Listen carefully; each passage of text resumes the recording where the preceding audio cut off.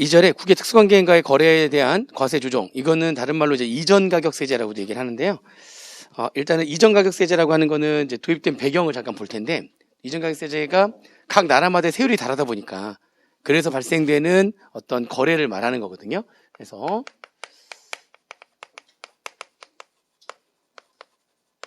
국외 특수관계인과의 거래에 대한 과세 조정에 대한 내용입니다. 우리나라 국내에 갑이라고 하는 회사가 있고요. 우리나라의 세율은 20%로 이제 가정을 하고, 국외에 A라고 하는 갑의 국외 특수관계자가 있는 거예요. 이게 갑의 국외 특수관계자.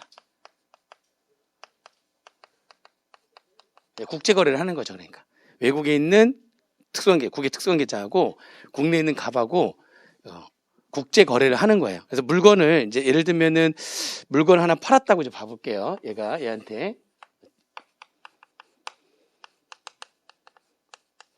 제가 매각을 했어요. 그리고 이제 받은 지금 거래 금액은 60원을 받은 거예요. 거래 대가로 60원을 받았는데, 60원을 받았는데 이제 알고 보니까 이게 시가 개념이 여기서는 이 이전 가격세제에서는 우리가 말하는 시가 개념을 정상 가격이라고 그래요. 정상 가격. 이제 정상 가격이 100원이었던 거죠. 시가 개념으로 생각하시면 돼요. 정상 가격 100원짜리인데 팔고서 60원 받은 겁니다. 비정상적인 거래를 한 거죠. 그러니까 이렇게 되면은 누군가는 손해가 누군가는 이익을 볼 거 아닙니까? 그래서 이쪽은 100원짜리인데 60원 받는 거니까 얘는 지금 손해가 났어요. 손실이 발생한 거죠. 상대적으로 40원의 손실이 발생한 거고요. 정상적인 거래에 비해서. 이쪽은 100원짜리인데 지금 60원만 주고 산 거니까 상대적으로 이익이 발생을 한 거죠. 이렇게.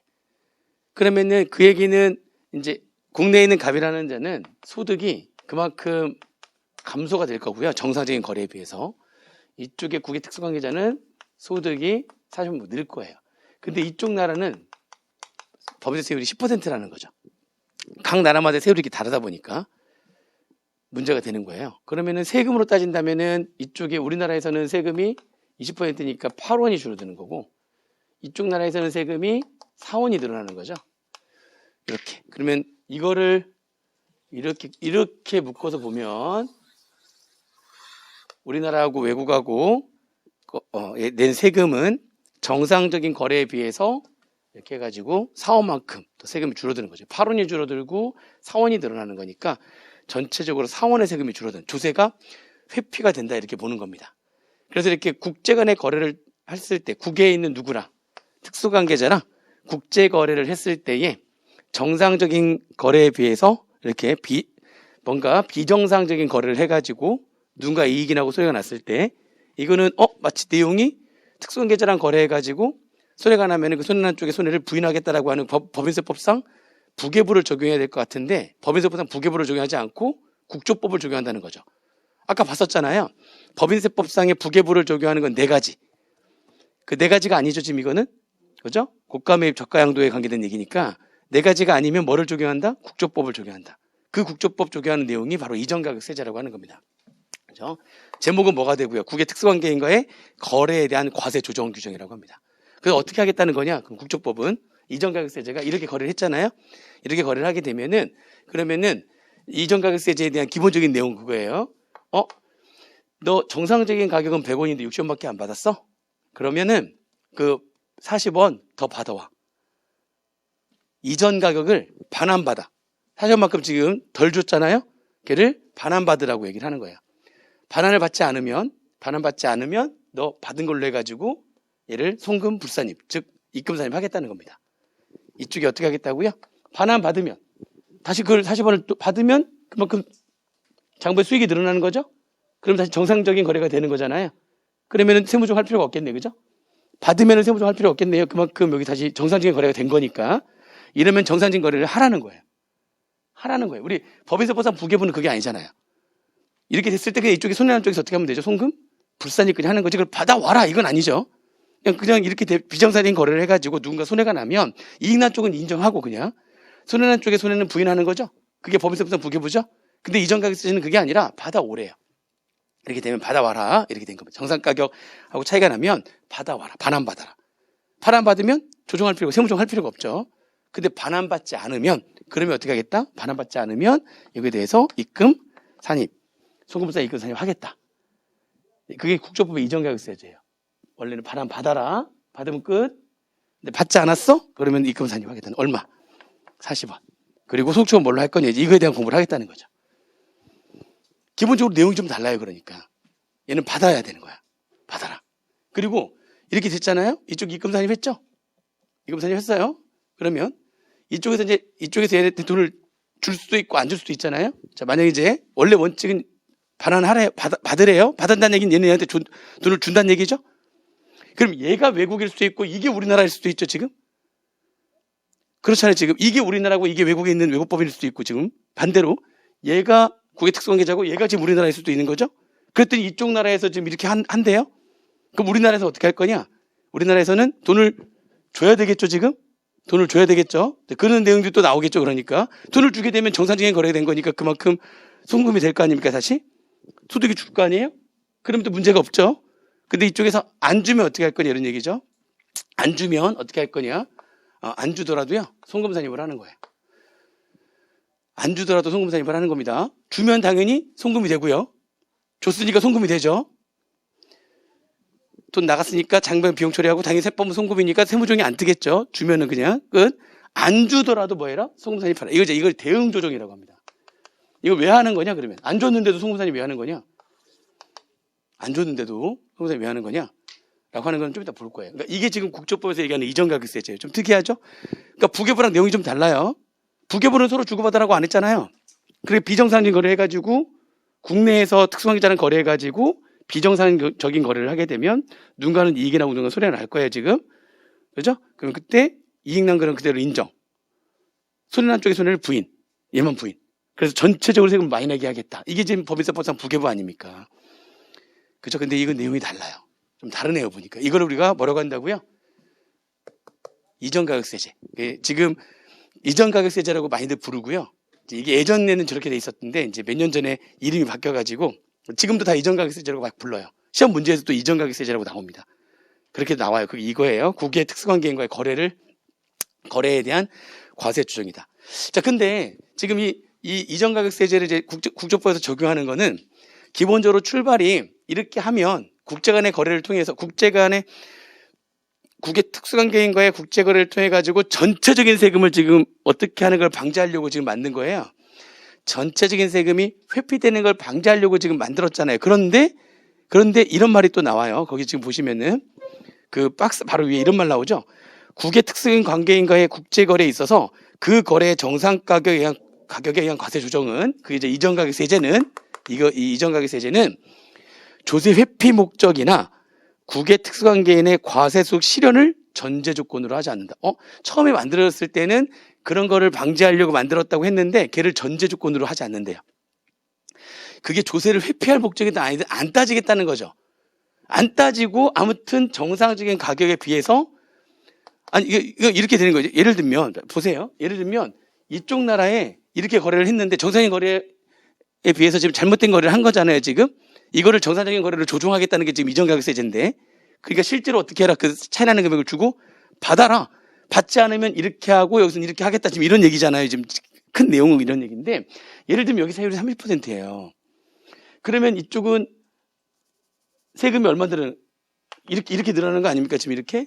그러면 이런 거래를 했을 때에 전체적으로 조세가 회피되는 게 아니라 오히려 세금을 더 많이 내게 되는 거잖아요. 지금. 그렇죠? 그러니까 세금이 오히려 줄든 아니면 오히려 세금을 더 많이 낼 수도 있는 건데 지금 많이 내든 이거를 따지지 않는다. 이걸 전제 조건을 하지 않는다는 겁니다. 세금을 더 낼 수도 있고 덜 낼 수도 있는데 그런 걸 전제 조건을 하지 않고 이렇게 정상적인 거래를 거래하지 않으면 그러면 국조법에서는 그거 차이나는 금액을 서로 다시 주고받아. 그거 주고받지 않았어? 그럼 너 입금 산입할 거고 너는 송금 산입할 거야. 라고 하겠다는 거예요. 그게 조세 회피 그게 그 말이에요. 그러니까 조세 회피 목적을 전제 조건을 하지 않는다. 그래서 이게 또 시험 문제 이 많이 나올 수 있는 거죠. 이 국외 특수관계인과의 거래에 대한 과세 조정, 정상 가격에 의한 과세 조정 규정은 조세 회피를 전제 조건을 한다. 조세 회피 목적을 전제 조건을 한다. 국제 간의 거래를 통해서 조세가 회피되는 경우에 하나요. 적용된다. 뭐 이런 식으로 틀린 문구로 나올 수가 있다는 거예요. 무슨 말인지 지금 이해되시죠? 그게 아니라는 거예요. 여기는 부계부가 아니에요. 부계부는 그러죠. 부계부는 요건 자체가 뭐예요? 특수관계자의 거래를 해야 되죠. 그리고 특수관계자랑 거래를 통해서 조세에 부당한 감소가 있는 것으로 인정된 거래였어야지만 되죠. 그죠? 근데 그걸 따지지 않는다는 겁니다. 여기는. 아시겠죠? 여기는 그 내용이 없어요. 아무튼 기본적인 내용은 이렇게 되는 겁니다. 각 나라마다 세율이 다르기 때문에 그렇기 때문에 만들어진 거긴 한데 조세 회피 목적을 전제 조건을 하진 않는 거고요. 정상 가격하고 차이나는 거래를 했을 때는 무조건 정상 가격으로 조정하는 그런 걸 하겠다는 겁니다. 이제 내용이 다시 돌아와 볼게요. 그러면 이게 또 이제 이렇게 잘못했잖아요. 지금 이렇게 정상 가격 100원인데 지금 60원에 거래한 거니까 거래 가격이 60원이니까 물론 잘못했잖아요. 근데 이 잘못한 거에 대해서 과거에는 어떻게 했느냐? 이거를 과세 당국이 누구였어요? 아까 뭐 납세지 관할 세무청이랑 납세지 관할 지방 국세청장까지가 과세 당국이라고 했잖아요. 과세 당국이 이거 딱 보고 나중에 확인해가지고 뭐야 너 100원인데 왜 60원 했어? 확인해가지고 이제 확인해서 이게 아니라 이걸로 해야 되니까 40원 주고받아 이렇게 결정 및 경정하는 것만 있었단 말이죠. 결정 및 경정하는 것만 있었는데 이게 이제 내용이 몇 년 전에 이거 몇 년 전에 들어온 거예요. 몇 년 전에 이제 들어와가지고요. 100원인데 60원 거래한 거를 스스로가 이거 이렇게 정상 가격에 해가지고 했어야 되는데 제가 이렇게 잘못했네요. 무슨 말인지 이해되시죠? 그렇게 해서 이렇게 거래는 이렇게 해버린 거야. 나중에 스스로가 100원인데 60원 했네 라고 했다면 그 해로 돌아가 소급해서 수정신고하거나 경정 청구를 할 수 있는 제도가 또 마련이 된 거예요. 그게 첫 번째 박스예요. 정상 가격에 의한 신고 및 경정 청구. 이거 누가 이렇게 하는 거지 이거는? 과세관청이? 과세당국이? 아니면 그런 거래를 한 거주자나 내국법인이? 그죠? 얘가 스스로가 얘가 거주자일 수도 있고 내국법인일 수도 있고 그죠?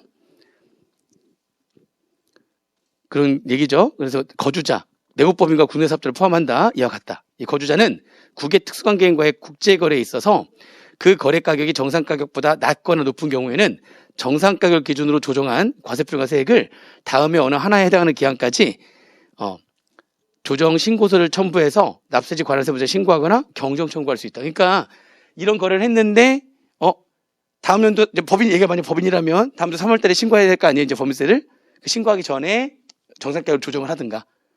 3월 달 지나버렸어요. 지나버리면은 수정 신고하든지 아니면 수정 신고한다는 얘기는 이걸로 인해 가지고 세금이 과수 신고가 됐다면 수정 신고하는 거고요. 반대로 이걸로 인해 가지고 세금이 다 신고가 됐다면 경정 청구하는 거죠. 그러니까 스스로가 이러한 거래를 했을 때에 신고 납부 기한 내에 법인세 또는 소득세, 개인이라면 소득세, 법인이라면 법인세 신고 기한 내에 스스로가 조정을 하거나 그게 지나버리면 수정 신고나 경정 청구를 할 수 있는 그런 제도가 일단 마련된 거고요. 무슨 말인지 되시죠? 그 다음에 두 번째는 정상 가격에 의한 결정 및 경정은 누가 하는 거예요? 얘가 스스로 알아서 한 게 아니죠? 스스로 알아서 한 게 아니면 과세 당국이 나중에 이제 알게 된 거죠. 너 100원인데 60원 했네? 정상 가격 100원인데? 그럼 이제 과세 당국이 결정 및 경정을 하는 겁니다. 정상 가격에 의해서 세금을 다시 계산하는 거죠. 다시 계산해가지고 결정 및 경정한다. 그럼 세금이 더 늘어날 수도 있고 더 줄어들 수도 있다니까요. 입금 사입될 수도 있고 만약 이게 우리나라였다면 송금 사입될 수도 있는 거니까 늘어날 수도 있고 줄어들 수도 있고 뭐 이렇게 되는 겁니다. 결정 및 경정을 하는 겁니다. 이거는 과세 당국이 하는 거죠. 이해되시죠? 거기 지금 정상 가격에 의한 결정 및 경정의 동그라미 2번 볼게요. 과세 당국은 1번을 적용할 때 동그라미 1번을 적용할 때 정상 가격 산출 방법 중 같은 정상 가격 산출 방법을 적용해서 둘 이상의 과세 연도에 대해서 정상 가격을 산출하고 그 정상 가격을 기준으로 일부 과세 연도에 대한 과세표준 및 세액을 결정하거나 경정하는 경우에는 나머지 과세 연도에 대해서도 그 정상 가격을 기준으로 결정하거나 경정한다. 이게 무슨 얘기냐면은 얘하고 거래를 한 3년간 계속 했었는데 세무조사가 나온 거죠. 결정 및 경정한다는 얘기는 과세당국에서 세무조사가 나왔다는 얘기죠. 나와서 보니까 3년 내내 같은 재화를 계속 거래를 한 거예요.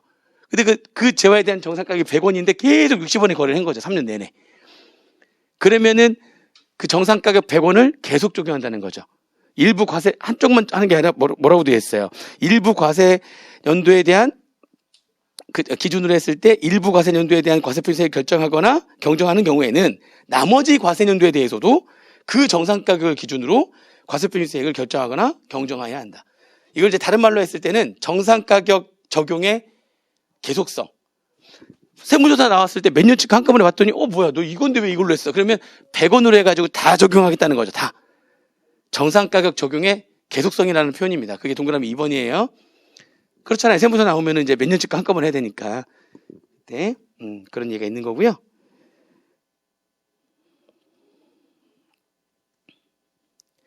3번도 나올 만해요. 3번은 좀 어려운 얘기긴 한데 납세자가 우리 아까 특수관계 정의에서 3번하고 4번 특수관계 정의에서 3번하고 4번은 지분관계가 아니라 뭐였었죠? 뭐가 핵심이라고 그랬죠? 사업 방침을 실질적으로 결정하는 관계였었잖아요. 아까 그게 핵심이라고 했잖아요. 지분관계가 아니라 사업 방침을 실질적으로 결정할 수 있는 그래가지고 특수관계가 되는 게 특수관계 정의에서 아까 3, 4번 아니었습니까?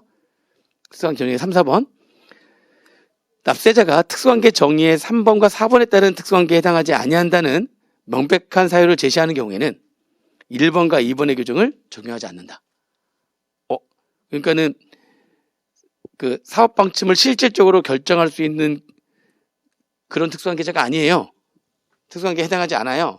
라고 하는 명백한 사유를 제시하면은 그러면 정상가격에 대한 결정 및 경정 이익을 하지 않는다는 거죠. 과세관청이. 무슨 말인지 이해되시죠? 그런 얘기입니다. 그래서 그러니까 사실 실제로 50% 이상을 가지고 있으면 사업 방침을 결정하죠. 지분은 얘가 절반 이상 하고 있는데 그럼 얘가 마음대로 할 수 있는 거죠. 근데 3번하고 4번은 지분 관계가 아닌데도 불구하고 사업 방침을 실제로 결정한다는 거잖아요. 그러니까 그거는 사실 판단의 문제거든요. 이제 지분은 확실하잖아요.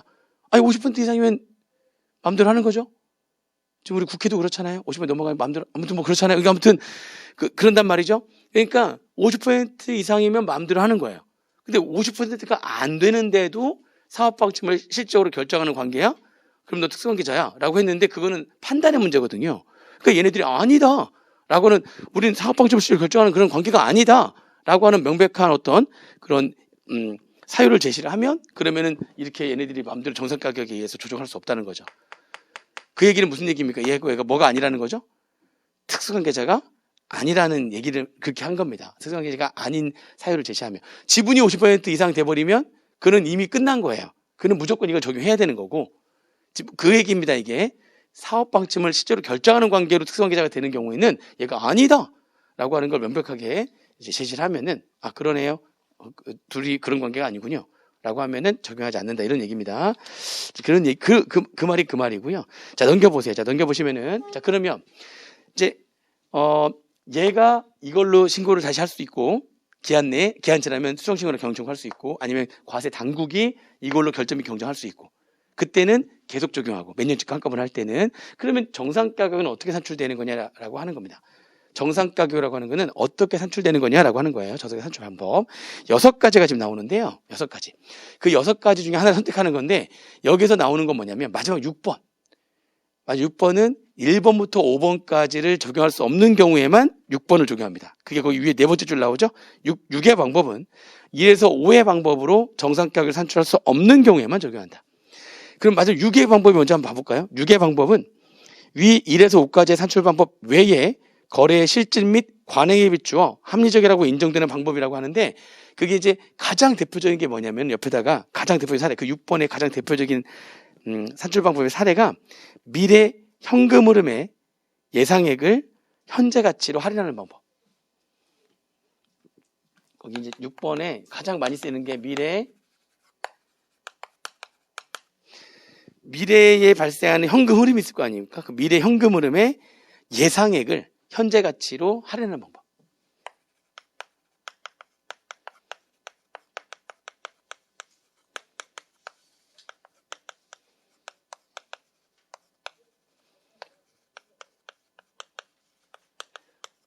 이걸 어떻게 그럼 예상하냐?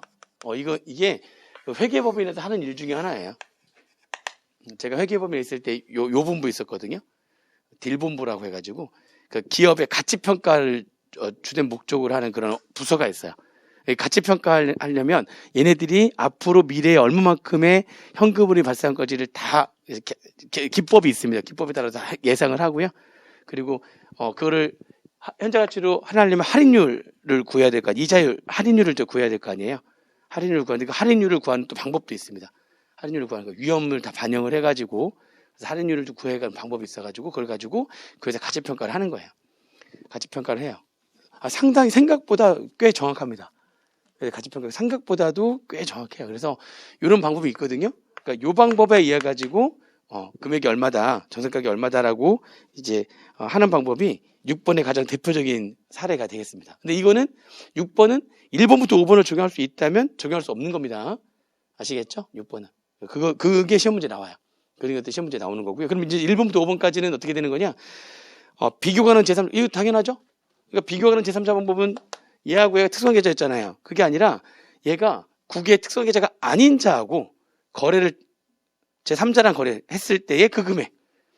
그 금액을 정상가격으로 하겠다. 비교 가능한 똑같은 물건을 특수한 계좌가 아니라 국외의 특수한 계좌가 아닌 제3자랑 거래했던 금액들이 막 이때 있네요. 그러면 그 금액을 그냥 정상가격으로 하겠다. 그거를 비교 가능 제3자 가격 방법이라고 하는 겁니다. 어려운 얘기 아니죠? 자, 그 다음에 두 번째는 그러니까 얘가 아닌 국외에서 B라고 하는 특수한 계좌가 아닌 제3자랑 거래한 가격을 정상가격으로 하겠다는 게 1번이고요. 2번은 얘하고 얘만 거래한 거야. 그러니까 국외에 얘가 특수한 계좌가 아닌 자하고 거래한 적이 없는 거예요. 그러면 어떤 거 할 거냐? 그게 이제 2번하고 3번에 대한 얘기거든요. 2번, 3번, 4번, 5번이 누가 있으면 이걸 얘하고 거래한 금액을 정상가격으로 하면 되게 쉽죠. 근데 얘하고 얘만 거래한 거야. 그럼 어떻게 할 거냐? 2번 재판매 가격 방법.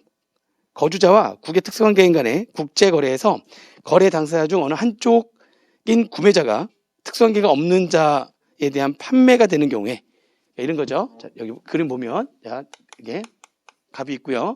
국내. 자. 이렇게 거래했어요.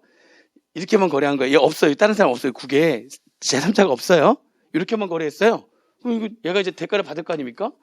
정상가격 어떻게 할 거냐? 보니까 얘는 이 물건을 받아다가 이 물건을 얘가 되파는 거예요. 재판매. 얘가 B라는 제3자, 얘하고 얘는 또 특수한 계좌가 아닌 거예요. 제3자하고 얘가 이거를 재판매하는 거죠. 얘가 제품을 팔았더니 얘가 그걸 가지고 여기다 얘는 이제 상품이 되겠죠. 얘를 만든 게 아니니까 얘가 여기다 이제 파는 거죠.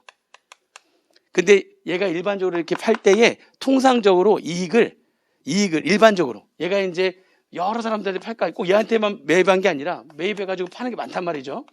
팔 때 얘가 이익을 어떻게 붙이느냐? 일반적으로 그 매입한 그 원가에 매입한 원가에 뭐 30%의 이익을 붙인대요. 통상 이익률이라고 하는 거죠. 통상 이익률.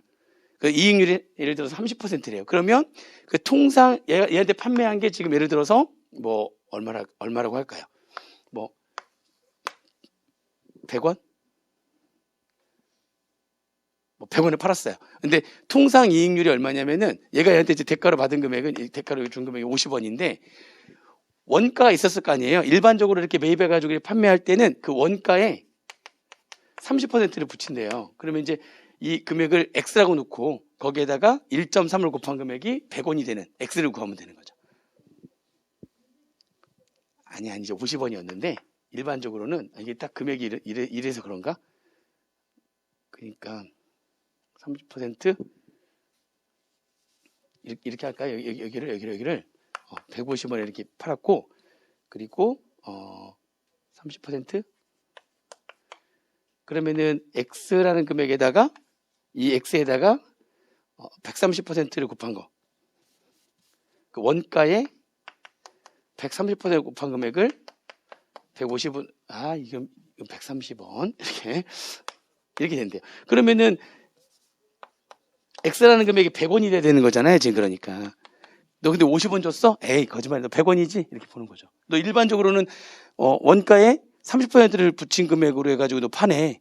보니까 네 파는 걸 보니 이 거래 말고 나머지 이렇게 매입해가지고 파는 걸 보니까 무슨 말인지 이해되시죠? 재판매하는 게 통상적으로 원가에 30% 이익을 붙여서 팔았네. 그러면 이것도 얼마인지 이걸 못 믿겠다는 거잖아요. 지금 어떤 금액에 30% 붙여서 팔았겠지. 그러면 그 원가는 얼마여야 되는 거지? 100원이어야 되는 거지. 근데 너 50원 했어? 정상가격 100원이야. 이게 이제 재판매 가격 방법이에요. 얘가 재판매를 했을 때에 통상 이익을 차감한 여기에서 130원에서 얘가 일반적으로 통상 이익 붙이는 금액이 있을 거 아닙니까? 율도 될 수도 있고 금액을 붙일 수도 있는 거고 통상적으로 붙이는 그 이익 금액을 차감한 금액을 얘가 얘한테서 매입한 금액으로 보였다는, 정상적인 가격으로 보였다는 거죠. 그럼 50원이 아니라 얼마야 되는 거니까 100원이어야지만 되는 거죠. 그런 겁니다. 근데 또 세 번째는 뭐냐면, 얘가 물건을 매입했는데 안 팔아. 50원에 이렇게 매입해서 50원 줬는데 이걸 얘가 누구한테 팔면, 그러면 통상 이익을 차감한 금액을 정상가격으로 보면 되는 거잖아요. 근데 그건 없네. 근데 보니까 그건 없는데, 보니까 이쪽에서 뭔가 B라는 애한테서 물건을 매입해가지고, 그래서 뭔가 매입해서 뚱땅뚱땅 해가지고 만들어가지고 파는 거예요. 물건 원재료 같은 걸 매입해가지고. 그러면 이게 세 번째입니다. 세 번째, 원가 가산 방법. 원가 가산 방법. 보니까 얘가 얘한테서 매입한 금액이 예를 들어서 40원이야. 원가가. 이 원재료 같은 게. 이걸 40원 주고 샀어요. 거기에 얘는 일반적으로, 얘한테는 지금 50원 받았는데, 얘는 일반적으로 매입한 거에 2배의 이익을 붙여가지고, 왜냐면 얘가 뚱땅뚱땅해서 만든 것도 있으니까, 자기가 뭔가 만들어가지고, 거기다 부가가치를 창출했잖아요. 그게 이 금액에, 2배를 곱한 금액을 해가지고 다른 사람들한테 팔더래. 팔 때는. 근데 얘한테는 50원에 팔았어? 그러면은 너 이거 50원이 아니네. 80원이네. 무슨 말인지 이해되시죠? 원가의 통상 이익을 가산한 금액을 정상가격으로 하겠다. 이게 원가 가산 방법이에요. 그러니까 봤을 때 얘가 거래할 때 얘 이외의 국외에 얘가 이 거래를 할 때 국외에 얘가 아닌 제3자랑 거래한 게 있으면 비교 가능 제3자 방법으로 가지고 하면 되고. 쉽죠? 걔가 제일 쉽죠? 그 비교 가능한 애가 없네? 그러면 그걸 가지고 얘가 판매한 게 있던지 아니면 얘가 이렇게 매입한 게 있던지, 그러면 재판매 가격 방법을 하든지 원가 가산 방법을 하든지 그 금액을 정상가격으로 하겠다. 그러니까 1, 2, 3번은 뭐 이렇게 어려운 얘기가 아니에요. 4번하고 5번은 조금 아셔야 돼요. 거래 순이익률 방법과 그래서 이익 분할 방법. 이것도 이제 마찬가지로 비교 가능 제3자가 없었을 때 다 적용하는 거거든요. 그래서 네 번째가 거래 순이익률 방법이잖아요. 그거 좀 알려드릴게요. 어떤 건지. 그러니까 비교 가능 제3자는 제일 쉽고, 재판매 가격 방법이나 원가 가산 방법도 재판매한 이쪽에서 재판매한 금액에서 통상 이익을 뺀 금액을 정상가격으로 하겠다. 그죠? 뭔가 원가를 매입해가지고 완제품 만들어서 국외 특성제 보냈다면은 그 원가에 통상 붙이는 그 이익을 더한 금액을 정상가격으로 하겠다. 1, 2, 3번은 어렵지 않은데요. 4번에 나와 있는 거래 순이익률 방법, 요거는 그림을 하나 잠깐.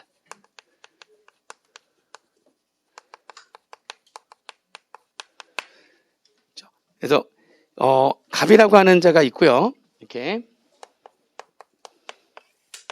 A라고 하는 이제 국의 특성, 이 갑의 국의 특성계. A라고 하는 국의 특성계인이 있고, 이렇게.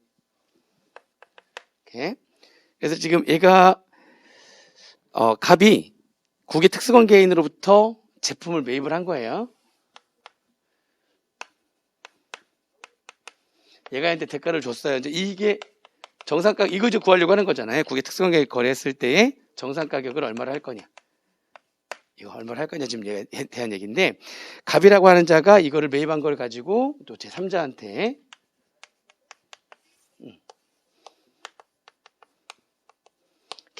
매출을 한 거예요. 매출했을 때, 그리고 얼마를 받았냐면 얘한테서 1,000원을 받은 거예요. 이렇게. 1,000원. 자, 이랬을 때 이제 거래 순이익이 매출액에 대한 비율이 몇 퍼센트? 이제 이게 무슨 얘기냐면은, 이 갑이 얘한테 매입해가지고 얘한테 판매하는 게 아니라 일반적으로 이 갑이라는 자는 이 매입해가지고 팔 때 거래에 대한 순이익.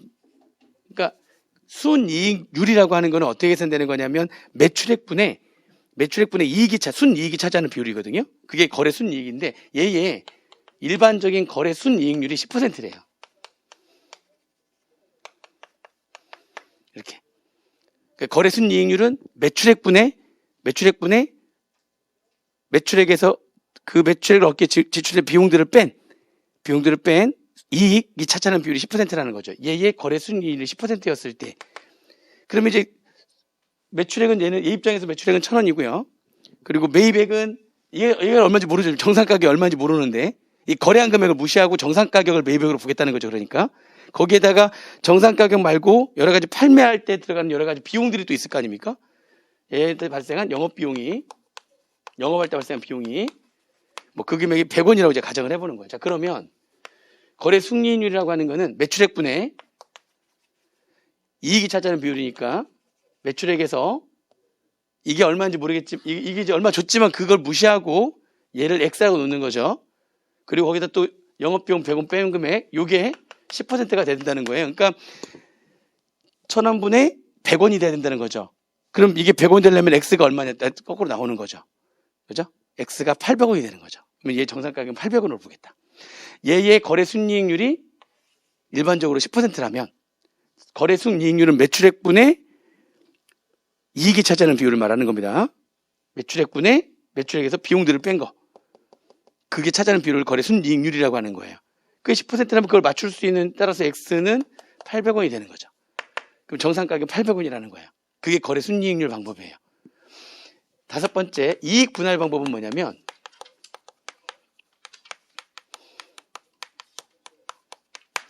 이익 분할 방법도 이제 그림으로 잠깐 좀 봐볼게요. 그러니까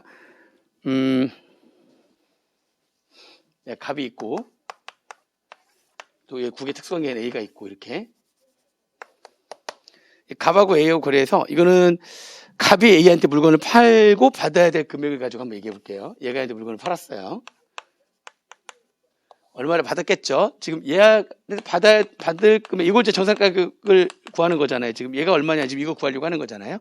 근데 얘는 B라고 하는 자로부터 원료를 매입해가지고 그래서 제품 만들어서 팔았고요. 그리고 얘는 얘한테서 물건 매입한 거를 C라는 자한테 또 판 거예요. 이렇게 재판매를 한 겁니다. 이것도 있고 이것도 양쪽이 다 이렇게 있는 거예요. 양쪽이 다 있었을 때 정상 가격을 어떻게 할 거냐? 이익을 나눈대요. 얘네들의 이 값하고 A의 그 어떤 그 거래를 할 때 있어서 얘네들의 그 상대적 공헌도에 따라서 누가 얼마 공헌했냐에 따라 가지고 전체 이익을 상대적 공헌도에 따라서 둘로 나눈다는 겁니다. 무슨 얘기냐면은 일단은 원재료를 매입하는데 값이 B로부터 원재료 매입한 게 100원 주고 매입을 한 거예요. 원료를 매입하고 이렇게 100원을 매입했고, 그렇죠? 그 다음에 A는 국의 특성계인 A는 C한테 상품을 팔았을 때 얼마를 받았냐면은 360원을 받았대요. 얘는 이제 상품이 될 거 아닙니까? 그 상품을 팔고서 매출액으로 360원을 이렇게 받은 거예요. 그러면은 이제 얘는 100원의 물건을 매입해가지고 뭔가 뚱땅뚱땅 해가지고 여러 가지 만들어야 되는 추가적인 비용이 발생할 거 아니에요? 그리고 갑 입장에서는 이 100원 말고도 추가적으로 제조할 때 발생하는 비용이 발생할 거고요. 그 제조 비용이 얼마 발생했냐면 30원 발생했다고 이제 가정을 하고요. 그 다음에 얘는 물건을 매입해가지고 팔려면은 또 여러 가지 또 비용이 발생할 거 아니에요? 그죠? 얘는 또 그거에 대한 영업을 할 때 발생하는 영업 비용이 이게 이제 10원이 발생했다고 이렇게 가정을 할게요. 이렇게. 자, 그러면은 이 전체적인 거래에 값하고 A의 전체 이익이 얼마냐, 일단. 전체 이익. 그걸 구할 수 있죠. 전체 이익은 아무튼 이렇게 해가지고 판매한 게 360원이고요. 360원이고. 그리고 발생한 비용이 100원, 30원, 10원. 그리고 정상 가격이 지금 중간에 정상 가격이라고 하는 건 어차피 얘가 그 정상 가격이라고 하는 금액은 주고받은 금액이니까 얘한테는 그게 매출액이 되고 얘한테는 그게 매입액이 될 거 아닙니까? 쌤쌤이 되는 거니까 전체 이 하나의 거래를 통해서 이걸 하나의 거래로 봤을 때 이익 금액이 얼마냐. 이제 일단 그걸 보는 거예요. 이익 금액은 얼마? 360원에서 그렇죠? 이렇게 전체 이익 금액 360원에서 100원과 그래서 100원과 30원과 30원? 제조 비용을 얘를 50원이라고 50원. 딱 떨어지게 하려고.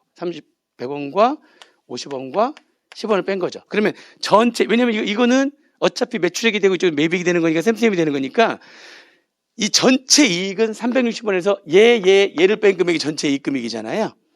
그죠? 그게 얼마예요, 전체 이익 금액이? 그 전체 이익 금액이 200원이 나오는 거잖아요. 이제 360원에서 160원 빼는 거니까 전체 이익 금액이 200원 이렇게 나왔어요. 그게 얘하고 얘 뭐가 되는 거예요? 이익이 돼야 되는 거잖아요.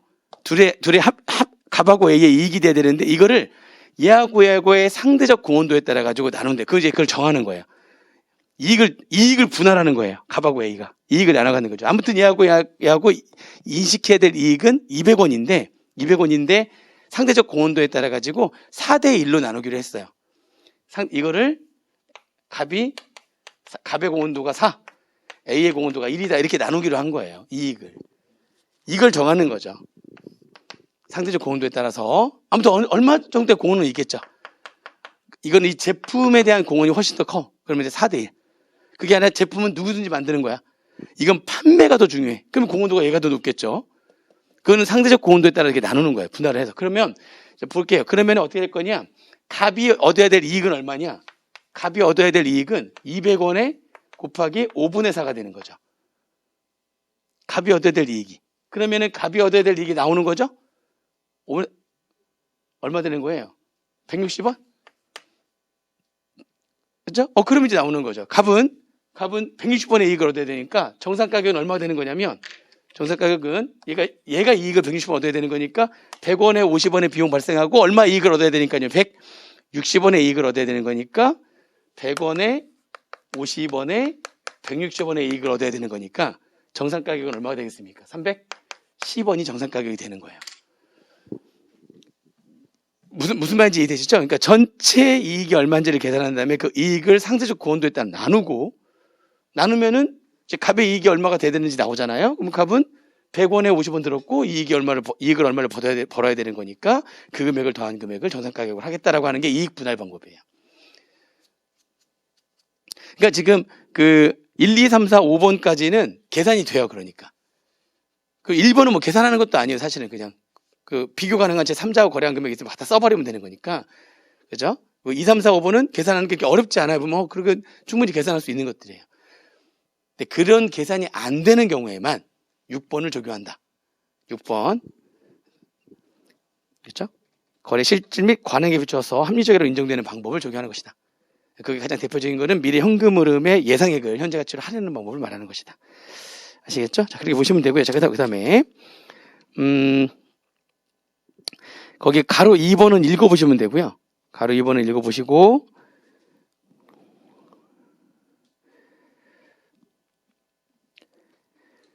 가로 3번의 내용도, 가로 2번과 가로 3번은 한 번씩 읽어만 보시면 되겠습니다. 이게 이 정상 가격 산출 방법에 대한 얘기가 일단 중요하니까, 총 6가지.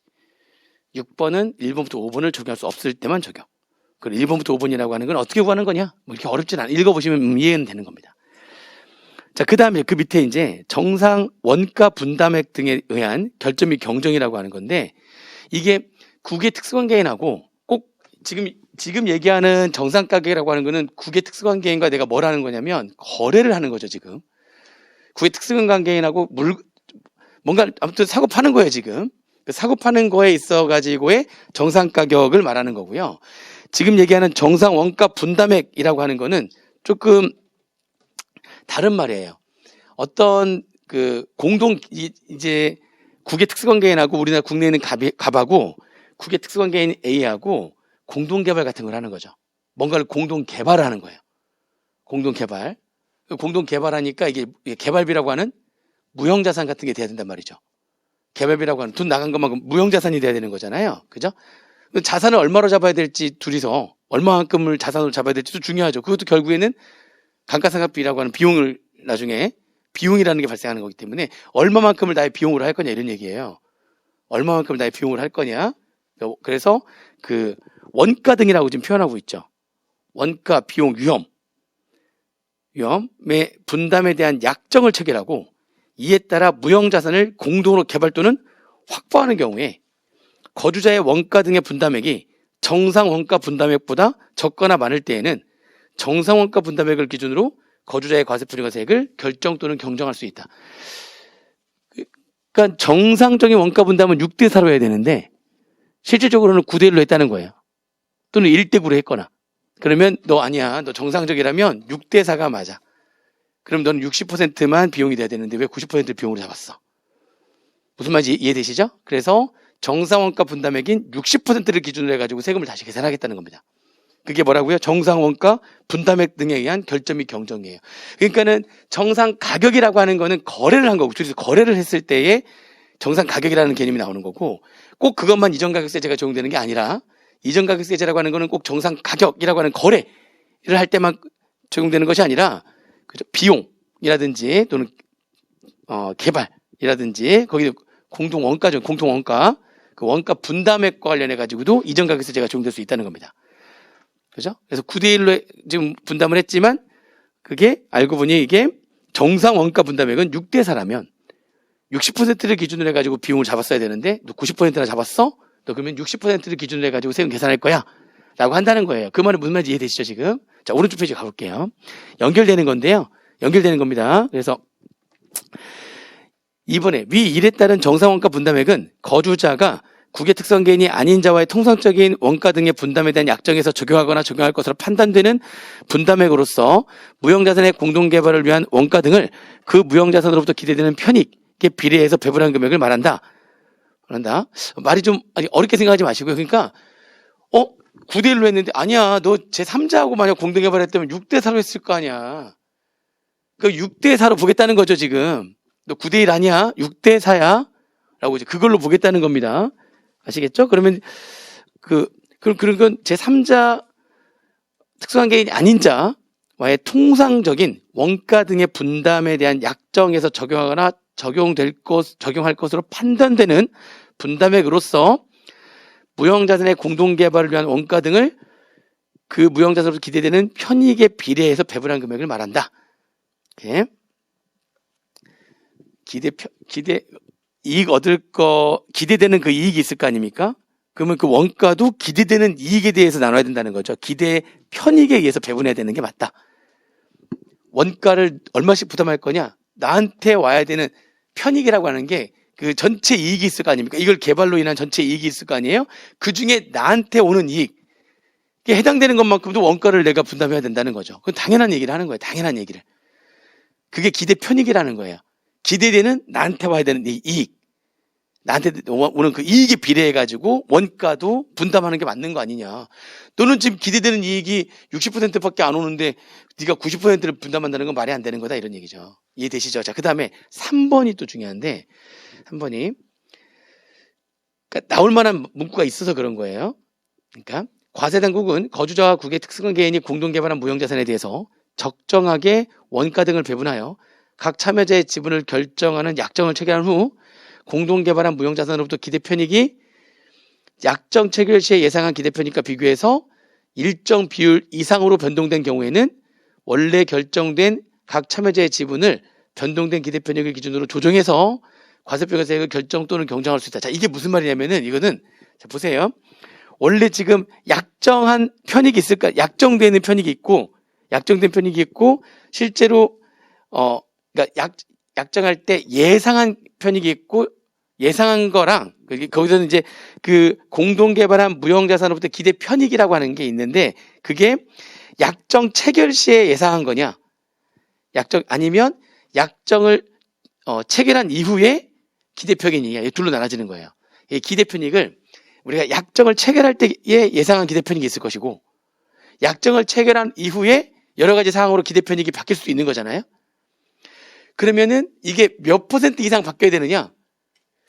아니 그러니까 쉽게 얘기하면 말이 기대편익 나와서 이렇게 어려운 얘기인데 그게 아니라 내가 예를 들어서 예상한 거는 내가 100 너는 50 이렇게 했어요. 그러면 지금 나는 3분의 2 너는 3분의 1 이렇게 분담하는 게 맞는 거잖아요. 나는 100이고 너는 50이 기대편이 생기는 거고 나는 기대편이 지금 100원이 생긴다면은 우리가 여기서 발생하는 원가는 3분의 2 3분의 1씩 이렇게 다시 말하면 2대1로 이렇게 분담해야 된다라고 하는 거잖아요. 처음에 그 약정 체결할 때는 예상을 그렇게 한 거예요. 기대편익이 난 100, 너는 50 이렇게 예상을 했어요. 근데 나중에 약정 체결 이후에 기대편익이 그게 아니야. 약정 체결 이후에 보니까 상황이 변경돼가지고 왜냐면 우리나라의 우리나라 지금 막 세법이 막 바뀌다 보니까 아니 그럼 세금도 내고 남은 금액이 달라질 수 있다는 거죠. 상황이 저쪽 나라도 막 세법 막 바뀔 수도 있는 것이고 그 나라의 상황이 바뀌어가지고 약정 체결 이후에 기대 편익이 달라지는 거야 지금. 이해되시죠? 달라지는데 그게 얼마나 달라져야지만 바꿀 거냐. 처음에 약정 체결할 때 기대 편익보다 바뀌어졌는데 한 15%, 10%, 5%, 요 정도 바뀌었어. 처음에 그 체결할 때 예상한 기대 편익보다. 그거는 안 바꿔요. 그냥 처음에 약정 체결할 때 예상한 기대편익으로 계속 가는 거예요. 그 분담액으로 계속 가는 거예요. 그 기대편익으로 분담한 다음에 그걸 계속 가는데, 근데 약정 체결한 이후에 기대편익이 몇 % 이상 바뀐 거예요. 처음에 약정 체결할 때 예상한 기대편익보다 약정 체결 이후에 기대편익이 일정 비율 가로는 몇 % 이상 변동됐다면, 그렇죠. 그 20%가 나올 만하다는 거죠. 그 20%가 시행 영규정이에요. 지금 무슨 얘기인지 이해되세요? 그게 20% 이상 바뀌면, 그러면 그 바뀐 기대편익으로 다시 재조정해야 된다는 거예요. 원가 분담을 다시 재조정해야 된다는 거예요. 처음에 약정 체결 시에 예상한 기대편익에 비교해서 약정 체결 이후의 기대편익이 바뀌었어. 그럴 수 있거든요. 각 나라마다의 상황이 바뀌어버리니까 이 편익이, 예상되는 이익이 바뀔 수 있다는 거죠. 근데 그게 몇 % 이상 바뀌어야 된다고요? 20% 이상 바뀌면 그 바뀐 걸로 다시 재조정하라는 겁니다. 원가 분담을. 그런 얘기예요. 3번이죠. 제가 왜 나올 만하다는 게 무슨 말인지 아시겠죠? 이게 그냥 읽으면 무슨 말인지 전혀 몰라요. 그러니까 딱 들어서 그런 거구나라고 한번 그게 딱 생각을 하고 읽으면 이제 무슨 말인지 좀 보인단 말이죠. 그리고 여기서 핵심은 20%예요. 나온다면 20%. 자, 그 다음에 제3자 개입 거래에 대한 얘기인데, 이것도 이제 다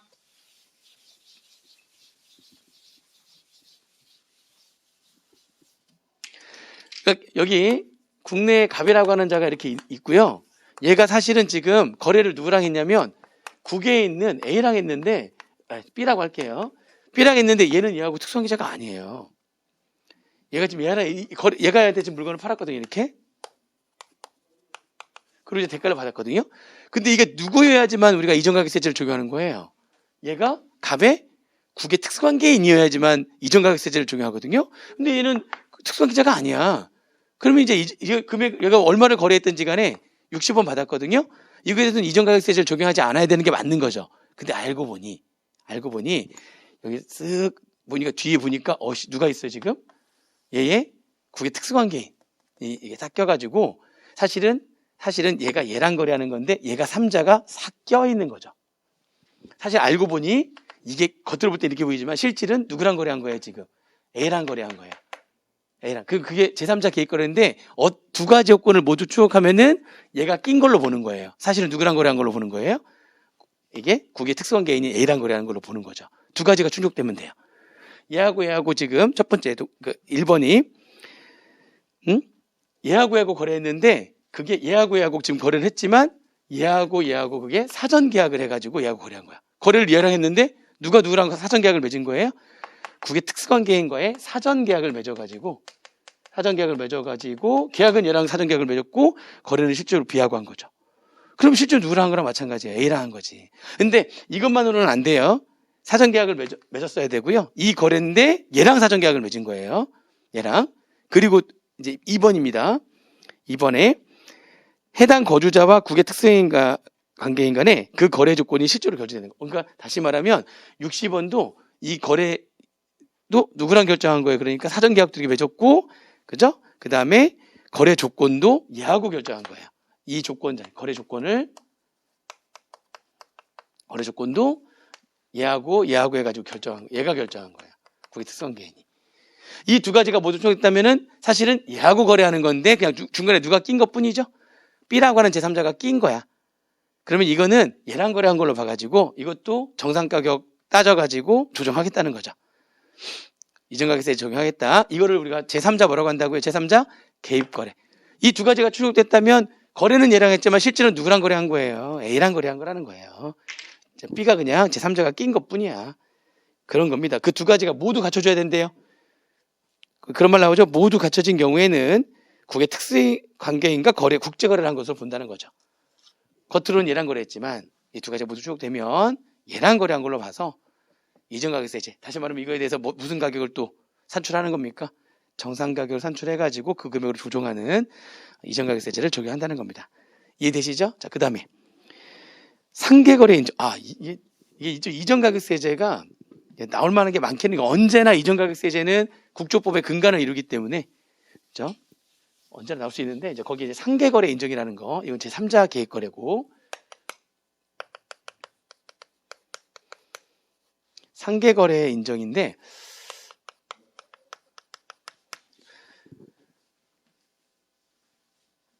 그러니까 지금 국내에 갑이라고 하는 자가 있어요. 근데 이 갑이라는 자가 국의 특수한 계좌인 A하고 거래를 하는데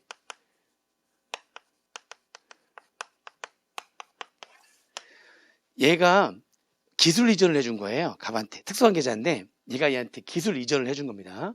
이렇게. 그래서 실제로 이제 있었던 일이에요. 실제로 우리나라에서 블루투스로 뭐 이어폰이나 이제 뭐 헤드셋 이런 것들 막 만들어서 파는데 블루투스라고 하는 기술을 우리나라에서 만든 건 아니죠. 그 기술 이전을 받아가지고 얘가 블루투스에 대한 기술 이전을 얘가 이렇게 해준 거예요. 얘가 특수한 계좌인데 해줬어요. 그럼 얘가 이제 얘한테 대가를 지급해야 될 거 아닙니까? 얘한테 대가를 지급해야 돼. 그 기술 이전에 따른 대가를 사용료 소득이라고 그래요. 사용료 소득이라고 해요. 사용료 소득, 기술 이전해 준 거에 따른 대가를 사용 소득이라고 하는데 그걸 얘가 30원을 준 거예요. 이거를 뭐라고 한다고요? 이렇게. 그러니까 얘가 우리나라에서 사용료 소득이 발생한 거예요. 자, 그래가지고 그 기술 이전된 걸 가지고 그걸 가지고 얘가 블루투스 헤드셋을 만들어서 블루투스 헤드셋을 또 얘한테 판 거예요. 무슨 말인지 이해되시죠? 얘는 얘한테 블루투스 헤드셋을 만들어 가지고 넘긴 거죠. 그러니까 참 이게 물론 이것도 돈을 벌지만 사실은 진짜 제일 중요한 건 원천 기술이 있으면은 더 탄탄한 나라가 되거든요. 그러니까 우리나라는 이렇게 이런 원천 기술을 가지고 만드는 거는 많이 잘하는 편인데 원천 기술 자체가 많지는 않죠. 우리나라가 갖고 있는 원천 기술 자체는 많지 않습니다. 막 여기저기서 막 얘기하면 가끔씩 보면 너무 국뽕에 취해가지고 뭐 이건 우리나라에서만 있는 거다라고 막 얘기하는 그런 경우도 많은데 알고 보면 그렇지 않아요. 우리나라에만 있는 원천 기술이 사실 그렇게 많지는 않습니다. 정말 많지는 않고요. 그러니까 제가 또 회계사 된 다음에 제약회사도 1년 있었거든요. 제약회사에 이제 있었었는데 제약회사에서 이렇게 쭉 보니까 요즘 막 BT 뭐 바이오 테크놀로지 해가지고 막 장난 아니잖아요. BT 해가지고 막 뭐만 하면 막 주가 막 장난하게 움직이는데 사실 우리나라에서는 의약품을 제대로 만드는 의약품이 없어요. 원천 기술 자체가 없고요. 우리나라에서 만드는 의약품은 두 가지예요. 두 가지. 우리나라에서 만드는 의약품은 완전 카피 제품, 그러니까 오리지널이 없어요. 오리지널이라고 하는 게 우리나라는 없고요. 카피 아니면 바이오시밀러예요. 그러니까 이게 무슨 얘기냐면은 카피 제품이라고 하는 거는 완전히 그 오리지널 그 약이 있을 거 아닙니까? 그 오리지널 약을 엄청난 연구 개발해가지고 만들었단 말이죠. 오리지널 약을 만들면 사실 그거는 그 원심 분리기로 확 돌려버리면 분자식이 딱 나와요. 그러면 나는 개발하지 않았는데 누가 엄청난 돈을 들여가지고 뭔가를 개발하고 나면 다 개발한 다음에 원심을 딱 돌리면 이거네 이제 이렇게 되는 거예요. 그러니까 그래서 그 약을 누가 만들고 난 다음에 그거를 카피하는 건 되게 쉬워요. 타겟가 분자식이 바로 딱 나오기 때문에 카피하는데 특허 기간이라는 게 있어가지고 왜냐면 그 엄청난 돈을 들여가지고 그 약을 만들었기 때문에 그동안은 못 만들어요. 다 기다리고 있다가 특허 기간이 딱 끝나면은 모든 제약회사에서 다 만들 수 있다니까요. 우르르 우죽순처럼 나오죠. 그건 이제 카피 제품이고요. 카피 제품은 특허 기간이 지나야지만 만들 수가 있으니까. 근데 이 바이오시밀러라고 하는 거는 엄밀하게 얘기하면 카피인데 오리지널의 식을 살짝 바꾸는 거예요. 오리지널 산식을 그대로 해가지고 약을 내면은 그건 카피 제품이고 바이오시밀러라고 하는 거는 오리지널 분자식이 있을 거 아닙니까? 거기에 분자식 하나를 살짝 바꿔요. 뭐 하나를 살짝 뭐를 하나 더 넣거나 아니면 있는 거 하나 빼거나 뭐 이렇게 하나 넣고 빼고 하는 거죠. 그러니까 약간 바뀐 거죠. 그러니까 이거는 바뀌는 건데 바뀌어가지고 뭐 하냐? 임상실험을 하는 거예요. 살짝 바꿔가지고 임상실험을 해봤더니 이것도 괜찮네. 이렇게 하면 이게 신약이 되는 겁니다. 근데 이 신약을 엄밀하게 얘기하면 내가 처음부터 끝까지 연구한 게 아니죠. 누군가 연구한 걸 가지고 그 안에를 살짝 바꿔가지고 넣고 빼고 뭔가 하나를 더 넣거나 빼거나 뭐 이런 식으로만 살짝 해가지고 임상실험 해봐가지고 임상실험 결과 괜찮네라고 하면 신약으로 인정받는. 사실 신약이 아니죠. 엄밀하게 얘기하면 오리지널은 아닌 거죠. 그래서 그런 것을 바이오시밀러라고 하는 건데 우리나라는 다 그래요. 다. 그게 없어요. 오리지널이 없어요. 오리지널이. 진짜 하나도 없어요. 그러니까 요즘 막 센트리올 해가지고 막 센트리올 엄청나게 막 하는 거 있잖아요. 걔네들이 바이오시밀러예요. 걔네들은. 다 신약이라고 하지만 우리가 잘못 생각하고 있는 거 신약 하면 오리지널 같잖아요. 오리지널 아닙니다. 오리지널로 해가지고 완전히 원천을 기술 개발하는 제약회사는 우리나라에서 한 군데도 없습니다. 한 군데도 없어요. 다 바이오시밀러인데 바이오시밀러도 신약으로 인정을 해주기 때문에 그 바이오시밀러 시장도 엄청 크기 때문에 그렇긴 한데 오리지널은 없죠. 아무튼 그렇습니다. 한번 이거 자 해서 했어요. 그럼 얘한테 이제 돈을 받아야 되는데 얘가 이제 해가지고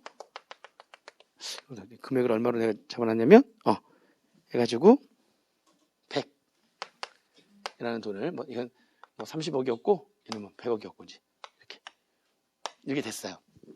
자 그러면 상계 거래를 인정한다는 얘기는 그러니까 이게 30억이고 얘가 100억이잖아요. 그러면은 거래 금액 자체를 그냥 상계해가지고 얼마로 봐서 거래 금액을 70원으로 놓고 상계했을 때 정상 가격을 구해가지고 그 얘랑 이전 가격세제를 적용하겠다는 거죠. 얘랑 뭐 해가지고요? 상계한 금액으로 이 규정을 적용하겠다는 거예요. 상계한 금액으로. 내가 30억 주고 그리고 100억을 지금 받을 거 아닙니까? 그죠? 그 얘기에 상계거래 인정이. 상계거래 인정.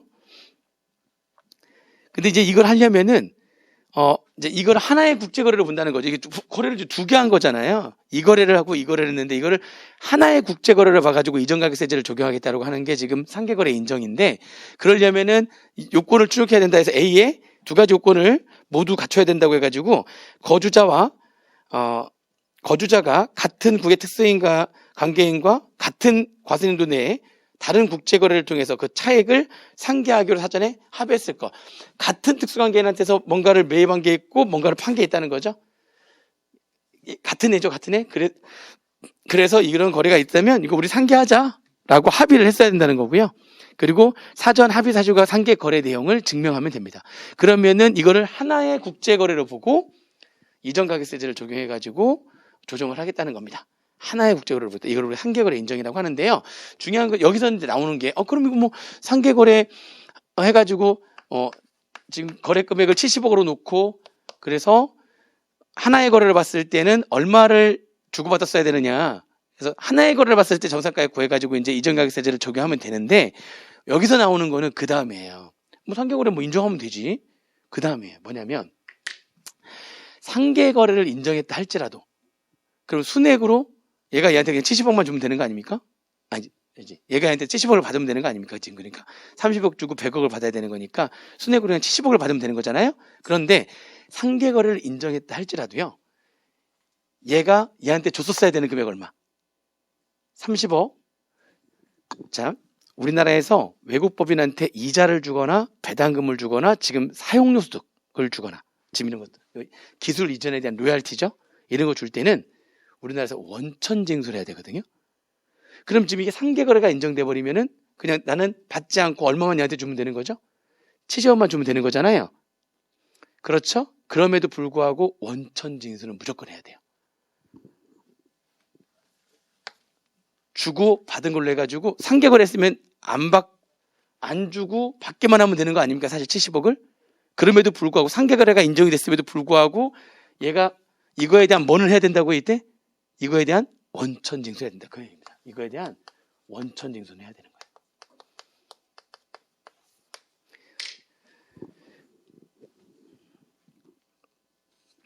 원천 징수는 그게 내가 얘한테 줬어야 되는 그 금액이 상계거래니까 안 주는 거잖아요. 사실 안 주는 건데 근데 줬었어야 되는 그 금액이 원천 징수의 대상이 되는 소득이라면 이자를 주거나 배당을 주거나 사용료 소득을 줄 때는 원천 징수를 해야지만 되거든요.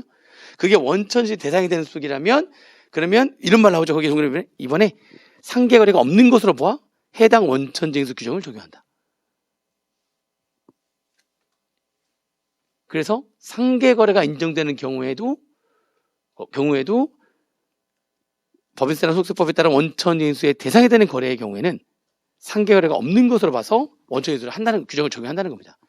이것도 틀린 문구로 나올 수가 있는 거죠. 이렇게 딱 사례해가지고 여기는 상계거래가 인정돼서 지급하지 아니하고 70억을 받기만 하면 되는 경우이므로 원천징수 대상 소득이라 할지라도 원천징수를 하지 실제 지급하지 않았으니까 실제 지급 안 한 거잖아요. 지금 상계에서 70을 받은 거니까 실제로 지급 안 한 거잖아요. 그러니까 실제로 지급 안 했으니까 원천징수 규정을 적용하지 아니한다. 뭐 이렇게 해서 틀린 문구로 나올 수가 있다는 거죠. 막 읽어보면 마치 맞는 문구처럼 막 실제로 지급한 게 없으므로 원천징수는 적용하지 않는다. 이렇게 해서 틀린 문구로 나올 수가 있다는 겁니다. 상계거래 인정해가지고 실제로 지급받은 금액이 없다 할지라도 상계가 70억만 받는 거잖아요. 그런다 할지라도 이게 원천 징수 대상 소득이라면 상계거래 없는 걸로 봐서 원천징수 규정을 적용한다 라고 하는 거, 이제 그게 나올 만한 문구인 거예요. 오히려 상계거래 인정이라고 하는 거는 어려운 얘기가 아닌데.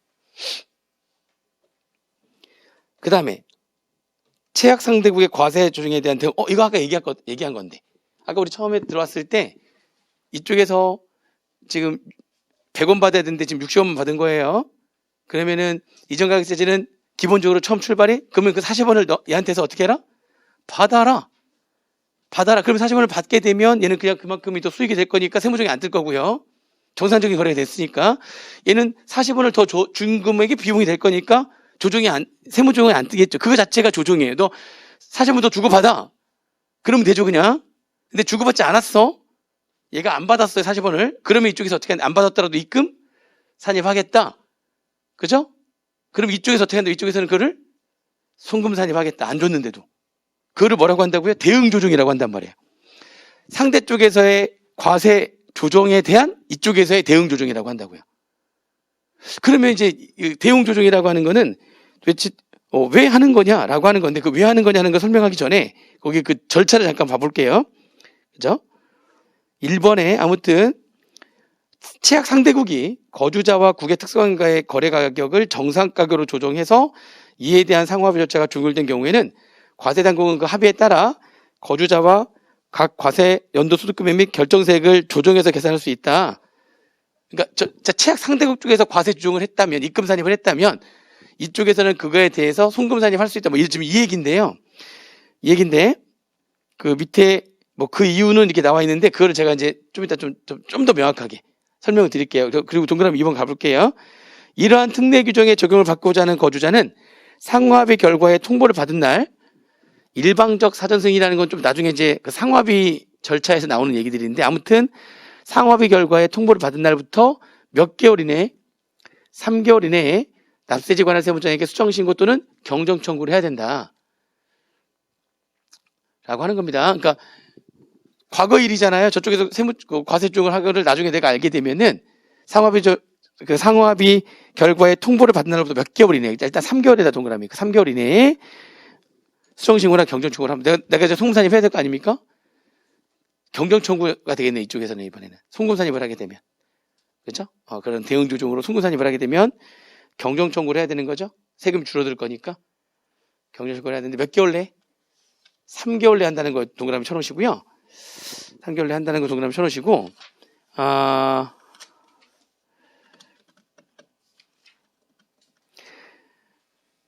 534페이지 잠깐 봐보실래요? 534페이지 보시면 그 흐름도 위에 감액 조정된 금액 등에서 나오는 말이 있어요. 찾으셨나요? 표 바로 위에, 그 흐름도 바로 위에, 그죠? 정상 가격 등에 의한 과세 조정 규정에 따라 감액 조정된 거주자의 소득 금액 중 국외 특수관계인에게 반환되지 아니한 금액은, 이런 얘기. 이제 무슨 얘기죠? 그러니까 지금 이전가격세제가 적용되면 지금 얘기는 저쪽에서 지금 입금 산입 과세 그 정상 가격대로 제대로 적용을 하려면 내가 돈을 줘야, 반환을 내 입장에서는 반환을 좀 해야 되는 입장인 거야. 지금 저쪽은 반환을 받아야 되는 거, 반대로 내가 반환을 받아야 되는 경우 저쪽에서 나한테 돈을 줘야 되는 거고, 지금 여기서 얘기하는 거는 저쪽에서 과세 조정이 일어나서 내가 반환을 지금 해야 되는 경우입니다. 40원을 더 줘야 되는 상황인 건데, 40원 줘버리면 뭐가 되는 거예요? 그냥 나는 그냥 그대로 비용이 되는 거니까. 그러면 정상 가격이 되는 거잖아요. 그럼 정상적인 거래를 하게 된 거니까 이제 문제가, 그 조정이 된 거예요. 그 자체가 60원에 거래했는데 정상 가격 100원이라면 쟤는 40원을 더 받아야 되는 거니까 내가 또 줘버리면은 그 자체가 조정이 된 거죠, 이제. 그죠? 근데 내가 그거를 어떻게 했어요? 특수관계인에게 반환되지 아니한 금액을 안 줬어. 그랬더라도 아까 어떻게 한다고 그랬죠? 안 줬더라도? 송금 산입한다고 그랬죠? 근데 그게 거의 내용 보니까 뭐라고 했어요? 그 금액은 법인세법상 뭘로 봐서? 2월 입금으로 봐서 내국법인의 입금에 산입하죠. 입금 불산입, 즉 송금 산입하거나 입금 불산입하거나, 거주자라면 그를 소득 금액으로 보지 않는데요. 지금 왜 그런지에 대한 얘기를 한번 해볼게요. 자, 여기 보시면 지금 이쪽이 그러니까 A가 국외 특수관계자, 국내에 갑이라고 하는 자가 얘가 이제 물건을 이렇게 팔고서 대금을 줬을 때 60원을 줬는데 정상 가격이 100원인 거야. 그럼 이제 이쪽 나라에서는 받아와라. 안 받아왔어. 받아오면은 조정된 거고. 안 받아왔어? 그럼 너 입금사님 40원 할 거야. 이렇게 된 거고. 그 문제는 이제 우리 얘 입장에서 어떻게 할 거냐에 대한 얘기가 그랬을 때. 얘 입장에서는 사실 이 국조법에 따른 이전가격세제에 의하면 얘가 얘한테 어떻게 해야 되는 거죠? 40원을 줘야 되는데 생각해 보세요. 그건 국조법 얘기고 얘 입장에서 받는 게 좋죠. 근데 여러분 우리나라 입장에서만 생각해 보세요. 우리나라 입장에서만. 안 주는 게 좋죠. 그러니까 우리나라 입장에서 굳이 외화를 국외로 반출시킬 필요가 없는 거잖아요. 아니 원래 그 규정에 의하면 주는 거예요. 40원을 더. 그러면 정상적인 가격으로 다시 거래한 게 돼버리는 거니까 이제 조정이 된 거예요. 그걸로 이제. 원래는 주는 건데 얘가 안 줬어.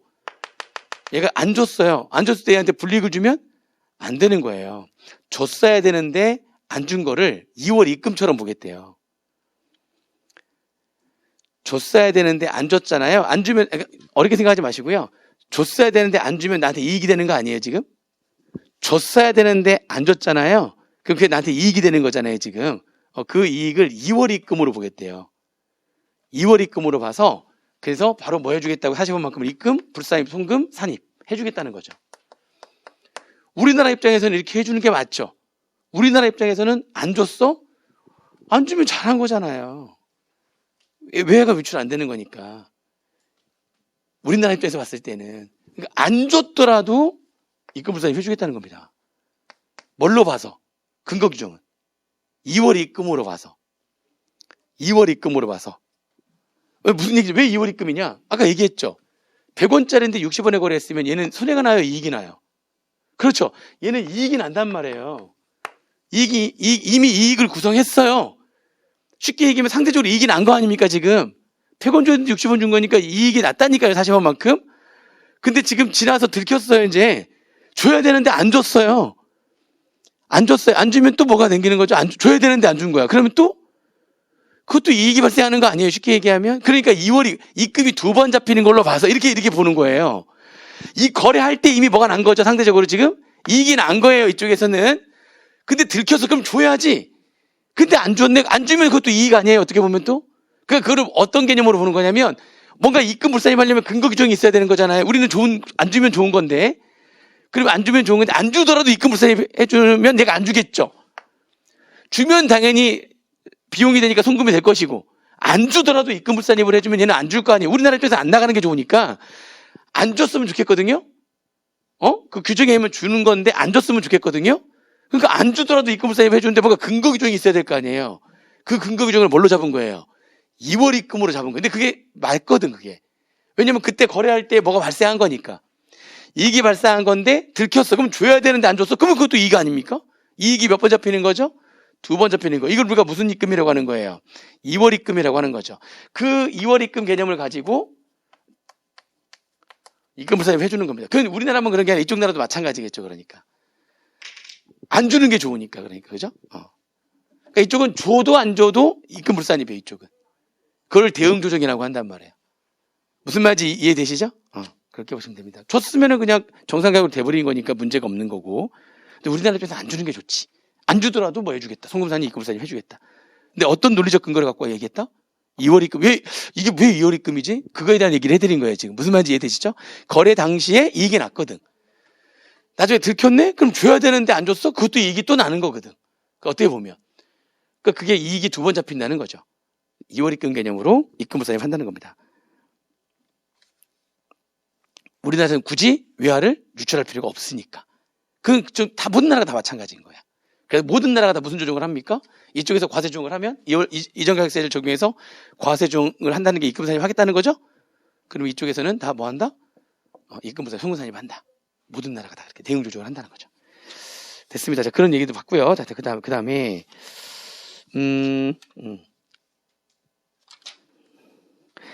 532페이지 보시면은 그 무형자산 거래에 대한 정상 가격이 나오는데 그 무형자산 거래에 대한 정상 가격은 이거 그냥 이 내용 보지 마시고요. 이건 좀 복잡하니까 이거는 아까 그 전체적으로 무형자산 자체도 어디에 들어가는 거냐면 아까 정상 원가 분담액 안에 공동으로 비용을 지금 지출해야 되거나 아니면 공동 개발을 할 때 들어가면 그게 이제 무형자산이 되는 거 아닙니까? 개발비?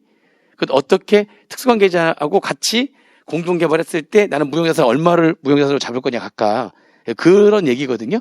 무형자산 거래에 대한 정상 가격에 대한 얘기인데 그런 얘기인데 그냥 그 앞에서 얘기했던 걸로 그냥 생각을 하시면 되겠습니다. 여기 따로 보지 마시고 이거는 너무 디테일한 내용이니까 아까 정사원가 분담액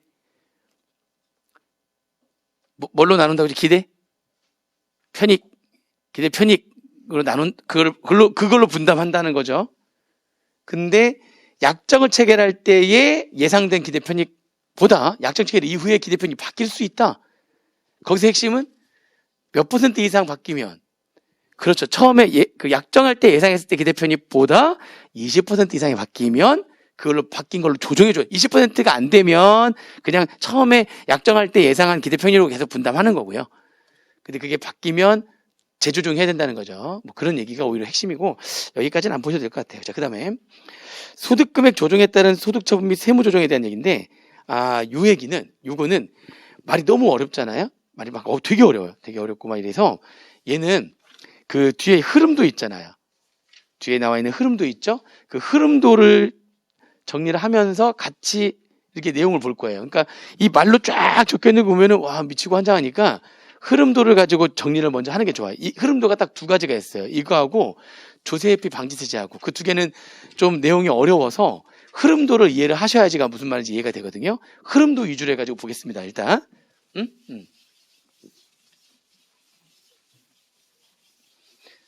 그러니까 공부하실 때 흐름도를 먼저 익히시고 그리고 세부적인 내용을 보시는 게 좋아요. 내용을 보면 무슨 말인지 잘 안 보인단 말이죠. 막 너무 많이 복잡하니까. 자, 이전가격세제 적용 흐름도. 먼저 첫 번째, 누구하고 거래를 해야 되는 거죠? 국외 특수인과 관계인하고 거래를 해야 되는 거죠. 국외 특수관계인과 거래를 하지 않으면 이전가격세가 적용되지 않으니까.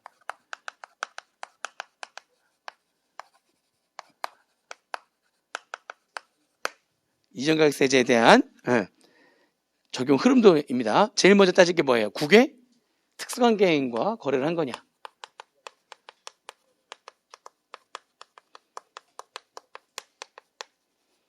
거래냐? 이거 따져보는 거죠. 이렇게 거래냐? 근데 아니네. 아니라면 그러면 이전가격세제를 적용하지 않는 거죠. 그렇죠? 그런데 국외 특수관계의 거래가 아닌데 알고 보니까 아까 이제 뭐 제3자 거래든지 두 가지 조건을 모두 추적했거나 국외 특수관계인하고 사전계약을 맺었고 국외 특수관계 거래가 안 했지만 그 거래에 대해서 국외 특수관계인과 사전계약을 맺었고 그 거래 그 계약 내역 자체가 국외 특수관계인이 사실상 결정을 한 그러한 거래라면 그러면 그것도 이제 다시 적용하는 거죠. 아무튼 그건 제3자 계획거래 뭐 이런 걸 얘기하는 거고 그 제3자 계획거래도 여기 S가 되는 거죠. S가 됐어요. 그럼 이제 S가 되면은 그 다음에 거래 가격이 근데 거래 가격이 정상 가격이야. 그러면 뭐 조정할 필요 없죠. 근데 거래 가격이 정상 가격에 미달하거나 초과하느냐.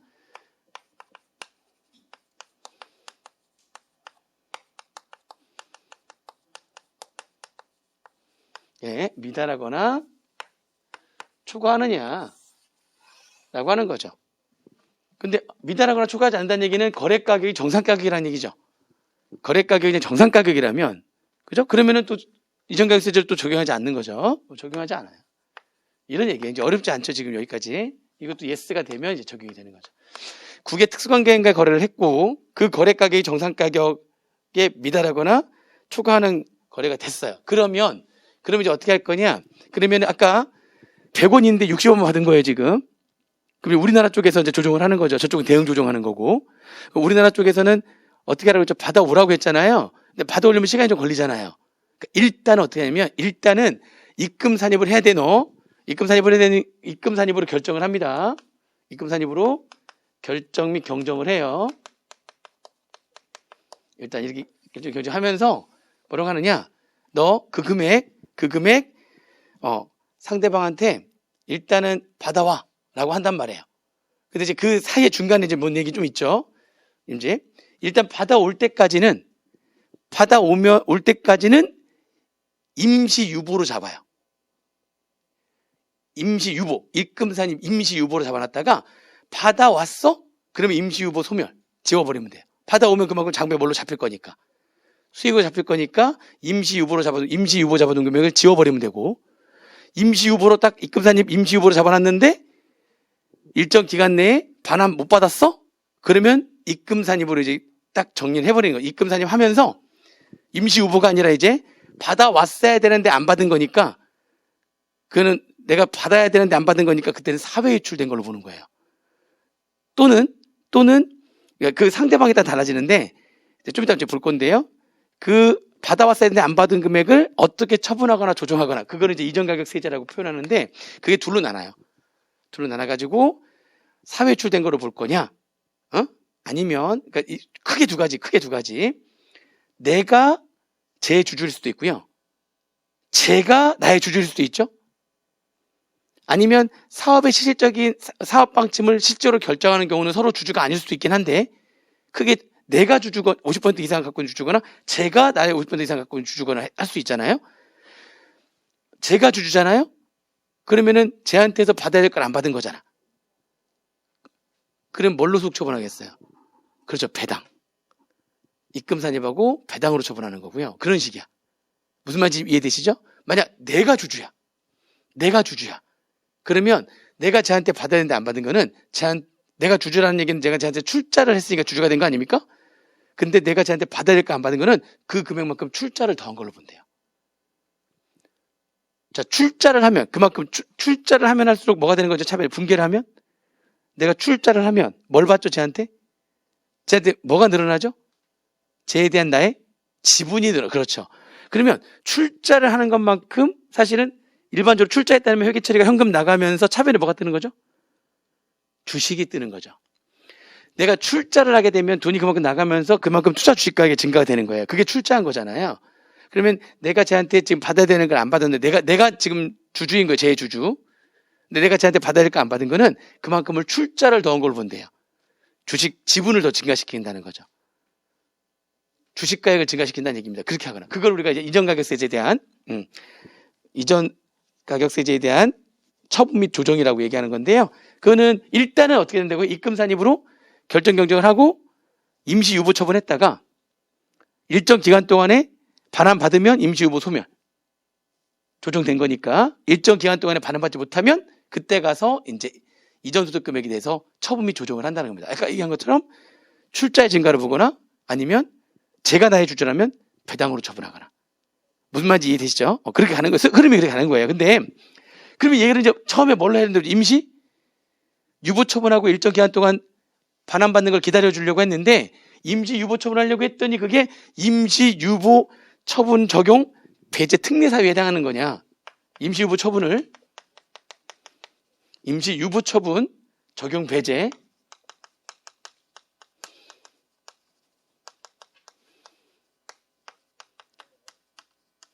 특례 사유에 해당하는 거냐?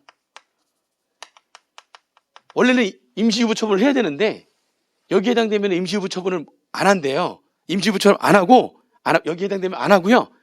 아까 임시처분하면 기다려주는 거죠. 임시유보 처분하고 일정 기간 동안 기다려주는 거거든요. 반환받을 때까지. 임시유보 처분 적용 배제한다는 얘기는 안 기다려준다는 거예요. 임시유보 처분을 안 기다려주고 여기에 해당돼? 예스면 바로 아까 얘기하는 바로 어떻게, 바로 출자의 증가를 하거나 배당으로 처분해버리는 거예요. 기다려주지 않고. 바로 가는 거예요. 여기에, 이게 뭐냐? 이게 뭔지 알아야겠네, 이거. 여기에 해당되면은 안 기다려주고, 여기 좀 밑으로 가니까 바로 어디로 가죠? 해당 내국법인에게 이전소득 금액을 통지한다. 그 이전소득 금액을 통지한다는 얘기는 상대방이 누구냐에 따라 가지고 배당이나 출자의 증가로 봐가지고 처분 및 조정한다는 거예요. 바로. 여기에 해당되면 예스. 이게 예스가 되면 안 기다려주고 바로 그 이전 소득 금액에 대한 통지를 한다는 거예요. 너 그 배당 아니면 출자의 증가 뭐 이런 식으로 해가지고 통지도 보낸다는 거예요. 입금 산입하고 임시유보 처분을 안 기다려준다는 거죠. 그거를 밑에 좀 있는데 거기 보면 해당 내국법인에게 이전소득 금액 통지.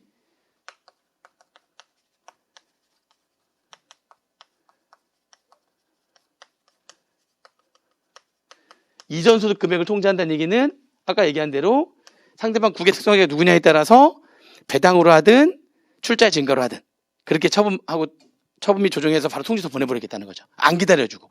그러면 왜 안 기다려주는 거냐? 이게 뭐길래 그게 이제 세 가지가 있는데요. 세 가지가 어려운 얘기가 아니에요. 어려운 얘기 아닌 게 다시 내용 볼게요. 이러면서 보는 거예요. 532페이지 제일 밑에 보시면 A가 있고 533페이지에 B, C가 있죠? 그 세 가지가 임시유보처분에 대한 적용 배제 사유예요. A가 뭐냐면 과세당국이 그럼 뭐 정상가격에 의한 결정 및 경정, 정상원가 분담액 등에 의한 결정 및 경정, 이게 한마디로 얘기하면 그다 이전 가격세제 적용하는 거잖아요. 과세당국이 그 이전 가격세제 규정에 따라 과세표준세액을 결정하거나 경정한 날부터 국세부가 제척기간이 4개월이 채 안 남은 거예요. 4개월 이내에 국세부가 제척기간이 지금 만료가 된대요. 아시죠? 국세부가 제척기간이 만료가 되면 더 이상 부과를 못 하는데 지금 급한 거야. 지금 이게 몇 달이 채 안 남았다고요? 국세부가 제척기간의 만료가 4개월이 채 안 남은 거예요. 4개월이 채 안 남으면 이렇게 결정 및 경정을 이 입금사님으로 결정 및 경정을 딱 한 날로부터 국세부가 제척기간의 만료일이 4개월 이내인 거예요. 급하죠? 그럼 빨리 어떻게 해야 돼? 일단 빨리 부과를 먼저 해야 될 거 아니에요. 빨리 부과를 해야 되는 거니까 너는 못 기다려주고 원래 기다리는 게 90일이거든요. 잘못되면 여차해가지고 넉 달이 지나버릴 수도 있죠. 지금 원래 일반적으로 90일 기다려주는 건데 잘못하면 지날 수 있잖아요. 그러니까 너는 못 기다려줘. 넌 바로 그냥 입금산이 해가지고 결정해버릴 거야. 입금산이 배당이나 출자 증거를 해버릴 거야. 국세부가 제출기한 기한이 4개월 이내.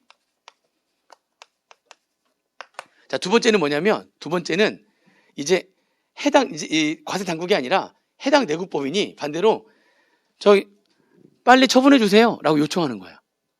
이전수 금액 처분 요청서. 무슨 말인지 이해되세요? 아니, 저 그냥 빨리 처분해 주세요. 그냥 입금산이 빨리 해달라는 거야. 이전 소득금액 처분 요청을 하는 거죠. 이건 이제 해당 내국법인이 이전 소득금액에 대해서 빨리 처분해 달라 그냥 하고 처분 요청을 해버리면은 그래 알았어 바로 할게. 그럼 안 기다려줄게. 나도 안 기다려주고 바로 그냥 처분해버릴게. 이렇게 한다는 거고요. 당연한 거죠. 그 다음에 해당 내국법인이 폐업한 경우에 문 닫았어요. 그럼 뭐 기다려줄 필요 없잖아요. 바로 처분에 들어가는 겁니다. 그러니까 이거하고 이거 뭐 당연한 거고요. 요거 하나만 좀 체크하시면 되겠네요. 국세부가 제척기간이 만료일이 4개월이 채 안 남은 거예요. 이렇게 결정 및 경정한 이날로부터 4개월이 채 안 남았다면 그러면 못 기다려준다는 거죠.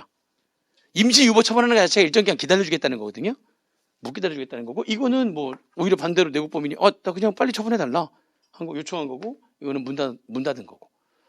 이해되시죠? 그게 임시유보 처분 적용 배제 특례사유라는 거예요.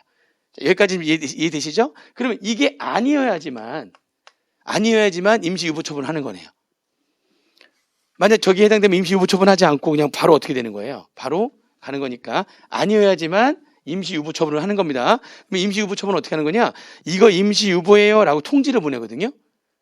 다시 일단 임시유보 하겠다. 통지서 보내면 알려줘야 되는 거죠. 언제까지 반환해라. 그렇지 않다면 너 이렇게 된다 라고 하는 걸 알려주는 거예요. 이게 아니라면 임시유보 통지를 하는 겁니다. 임시유보 통지를 하는 거예요. 자, 임시유보 통지는 그러면 이제 여기는 며칠 내 하는 거냐? 결정이 이거 한 날로부터 며칠 내 하라고요? 15일 내. 이렇게 이전가격세 적용해가지고 결정 및 40원만큼도 더 받아와야 돼 라고 결정 및 경정이 된 날로부터 15일 내에 임시유보 통지하는 거. 그 안에 여기에 해당되는지 확인해가지고 여기 해당되면은 임시유보 통지 없이 바로 이전소 금액 통지하는 거고. 이전소 금액을 통지한다는 얘기는 아까 얘기한 대로 배당이나 출자의 증가로 처분비 조정해버리는 거고 바로. 그렇게 그 처분비 조정한 거를 통지하겠다는 얘기죠. 바로. 거기에 해당되지 않으면 15일 내에 임시유보 통지서가 날라오고요. 날짜 15일 날 나오는 거예요. 자, 그러면 임시유보 통지를 받으면은 일정 기간 동안에 돈 반환받으라고 기다려준다고 그랬잖아요. 그죠? 며칠 내에 아까 제가 며칠 동안 기다려준다고 그랬죠? 90일 내에. 그렇죠. 90일 내에 그 돈을 반환을 받으면 이전소득금액 반환 확인서라는 서류를 작성해서 제출하면 돼요. 그 서류를 이전소득금액 반환 확인서라고 하는 거는 반환을 받았을 때만 서류가 작성이 되는 거죠. 그러니까 이전 소득 금액 반환 확인서라고 하는 서류를 작성해서 제출했다는 얘기는 반환을 받았다는 얘기예요. 며칠 내에. 유보 통지서를 받은 날로부터 90일 내에. 90일 내에. 그래서 이날로부터 90일 내에.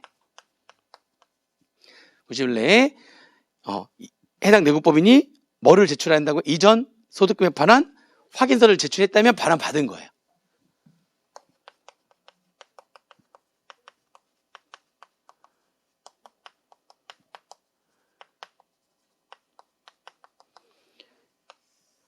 이 절차는, 이 흐름도는 날짜도 좀 보셔야 돼요. 이날부터 90일 내에 받아야 되는데, 자, 이때 이제 여기서 얘기하는 건 뭐냐면, 이 반환을 받을 때는요, 반환을 받을 때에는 이자도 같이 받아야 돼요. 아까 얼마 더 받아야 되는 거죠? 금액으로만 따지면 40원 더 받아야 되는 거잖아요. 100원이었는데 60원 받은 거니까 40원 더 받아야 되는데, 그때는 뭐도 같이 꼭 받는다? 이자도 같이 받는다. 그게 그 앞에 보시면 이제, 그래서 잠깐 앞에 또 내용 볼게요. 533페이지에 반환이자라고 해가지고요. 반환이자, 이자까지 같이 포함해가지고 반환을 받아야 되는 겁니다. 반환을 받을 때는 이자까지 같이 받는 거예요. 그래서 뭐, 거기 보면은 막 계산하는 게 나오는데, 사실 계산하는 문제 안 나오니까, 반환을 받을 때에는 반환금 40원 뿐만이 아니라, 아무튼 뭐까지 같이 받는다? 그죠? 반환 이자까지 같이 받는다라고 하는 그 정도, 그 내용만 알고 있으면 돼요. 이때는 언제나 이자도 같이 받는 거예요. 이자도 같이 받는 거다. 반환 이자라고 하는 것도 같이 받는 거다. 되셨어요, 여기까지? 자, 그 다음에. 그러면, 그래서 이전소득 금액 반환 확인서를 제출했대. 이것을 제출했느냐, 이렇게. 그래서 제출했대. 그럼 반환 받았다는 얘기죠? 그럼 이전 소득 금액에 대해서 통지할 필요가 없죠. 반환 받았으면 그만큼 장부에 수익을 될 거니까, 돈이 들어왔으니까 걔네들은 이전 가격세제를 적용할 필요가 없죠. 근데 그 90일 동안 반환을 못 받았다면, 이게 좀 너무 좁다. 못 받았다면 그때 이제 이렇게 입금산입 배당 또는 출자의 증가로 해가지고요. 입금산입으로 해서 처분해가지고 이전소득 금액 통지를 합니다. 너 입금산입 배당했어? 또는 입금산입 출자의 증가를 하면 주식가액을 증액시킨다는 거니까 입금산입 유보로 했어? 라고 해가지고 통지서 보낸다는 거예요. 무슨 말인지 이해되시죠? 이거는 언제 통지서를 또 보내느냐? 이 통지서는 이 확인서는 90일 내에 제출해야 되는 기한이 있잖아요. 기한. 임시유보 통지를 받은 날로부터 90일. 그 기한으로부터 15일. 그죠? 그래서 이 통지는 이 반환 확인서, 이전소득 금액 반환 확인서 제출 기한.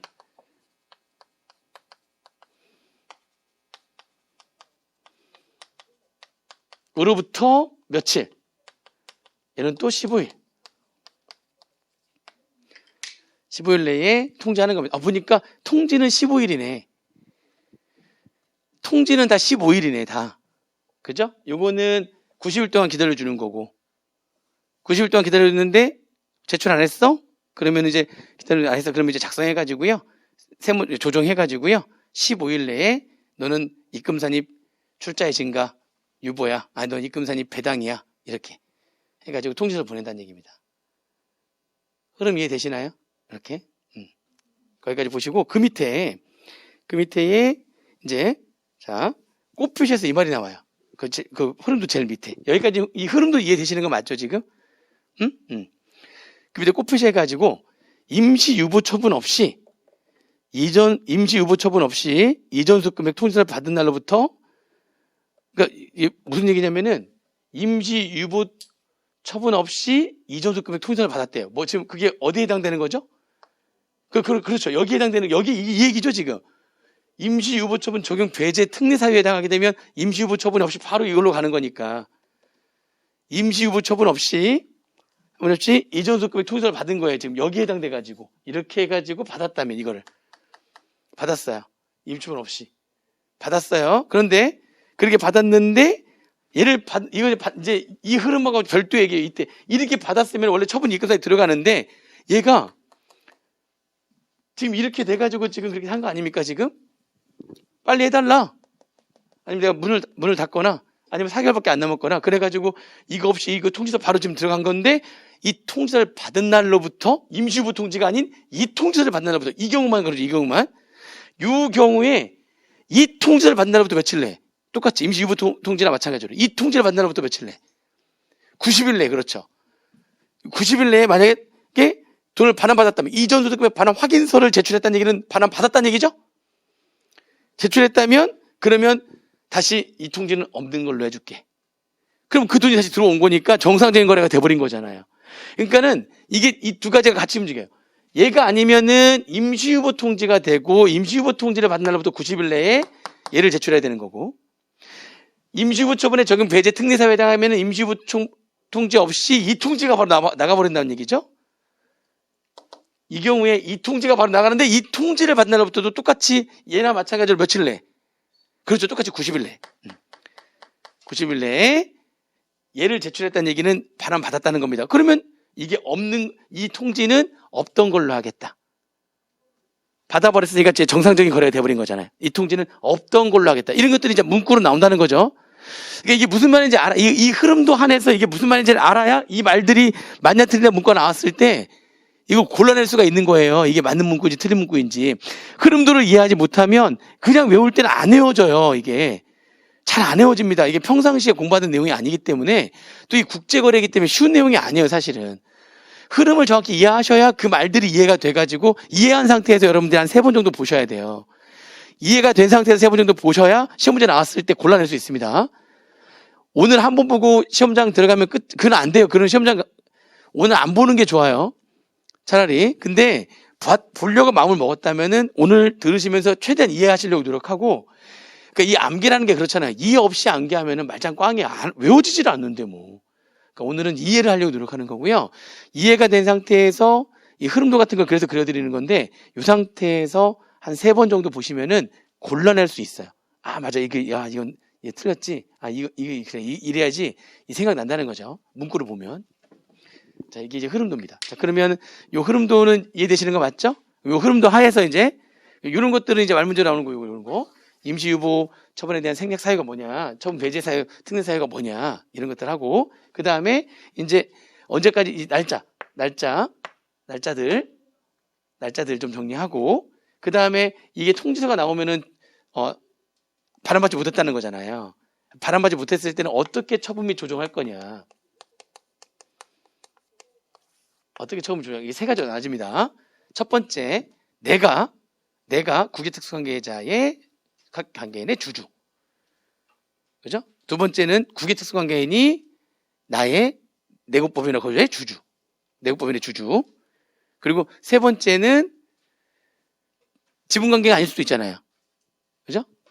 지분관계가 아닌 그 1, 2번 이외의 경우. 그러니까 내가 주주거나 제가 주주거나 내가 제 주주거나 제가 나의 주주거나 3번은 서로 주주관계가 아니거나 사업 방침을 실제로 결정만 하더라도 국외 특수관계자가 되긴 되는 거니까. 그게 3가지로 나눠지는 거예요. 그게 이제 거기 보시면은 그게 533페이지에 반환이 확인되지 아니한 금액의 처분 및 조정 등 해가지고 동그라미 1번에 반환된 것이 확인되지 아니하는 경우 그 반환이 확인되지 아니하는 금액은 다음의 방법에 따라 처분하거나 조정한다. 그래서 A, B, C로 나눠지는 거죠. A가 국제거래 상대방인 국외특수관계인이 내국법인이 출자한 법인. A가 내국법인이 주주인 경우죠.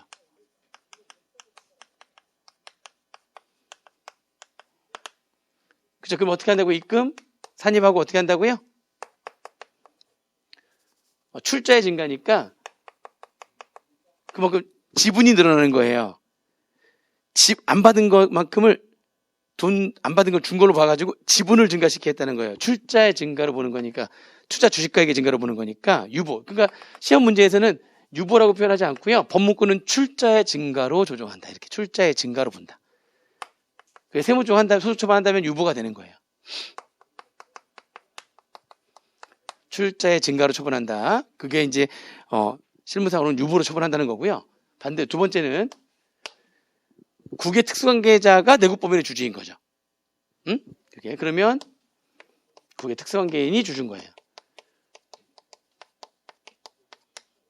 내국법인의 주주라면 그러면 내가 안 받은 거는 쟤한테 배당금 넣어준 걸로 보는 거니까 입금 산입 배당이 되는 거고요. 특이한 게 C인데요. A, B 이외의 경우에요. 그러면 그 특수관계자, 국외 특수관계자가 하고 나하고의 관계가 지분 관계가 아니라는 거잖아요. 그래도 사업 방침을 실제로 결정하면 특수관계자가 되긴 되는 거니까. 이게 예전에는 입금 산입하고 기타 사유출로 속초를 했었거든요. 예전에는. 근데 이거는 몇 년 전에 바뀌어가지고요. 이것도 배당으로 한대요. 이게 원래 옛날 논리적으로는 기타 사유출이 더 맞는데 옛날에는 기타 사유출 기사로 했는데 그러니까 전혀 출자 관계가 아닌 상태인데 아무튼 특수관계가 있는 법인이니까 기타 사유출로 하겠다 뭐 이렇게 봤었던 건데 이게 잘 다 바뀌어가지고요. 배당이래요. 배당. 요것만 출자의 증가, 예하구에는 배당. 바뀌었어요. 이게 몇 년 전에. 이것도 배당.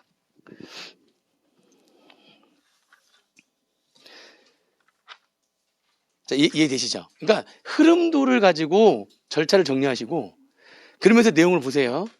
흐름도를 이거가 이해가 된 상태에서 내용을 보세요. 내용을 보고 이거 하려고 하면 안 돼요. 흐름도를 가지고 이해하시고 난 다음에 내용을 보면 내용이 좀 눈에 들어와요. 그러면서 주의해야 될 거 몇 가지 이렇게 하고 이렇게 정리하시면 되겠습니다. 그렇게 해서 흐름도를 이렇게 정리를 하겠습니다. 아시겠죠? 이게 얘기할 게 많아요. 얘가 아직도 지금 많이 남았는데 이전가격세제가 많이 차지해서 그래요. 오전 내내 이것만 하겠네요. 지금 오늘 이게 오전 내내 이것만 하면 작년에 몇 시에 끝났는지는 말할 수가 없는. 아무튼 일단 잠깐 쉬었다가 얘기해 드리겠습니다. 작년에 언제 끝났는지 잠깐 쉬었다가 할게요. 아무튼 오늘 안에 끝납니다. 오늘 그렇게 알고 계시면 돼요. 네, 잠시 쉬었다 할게요.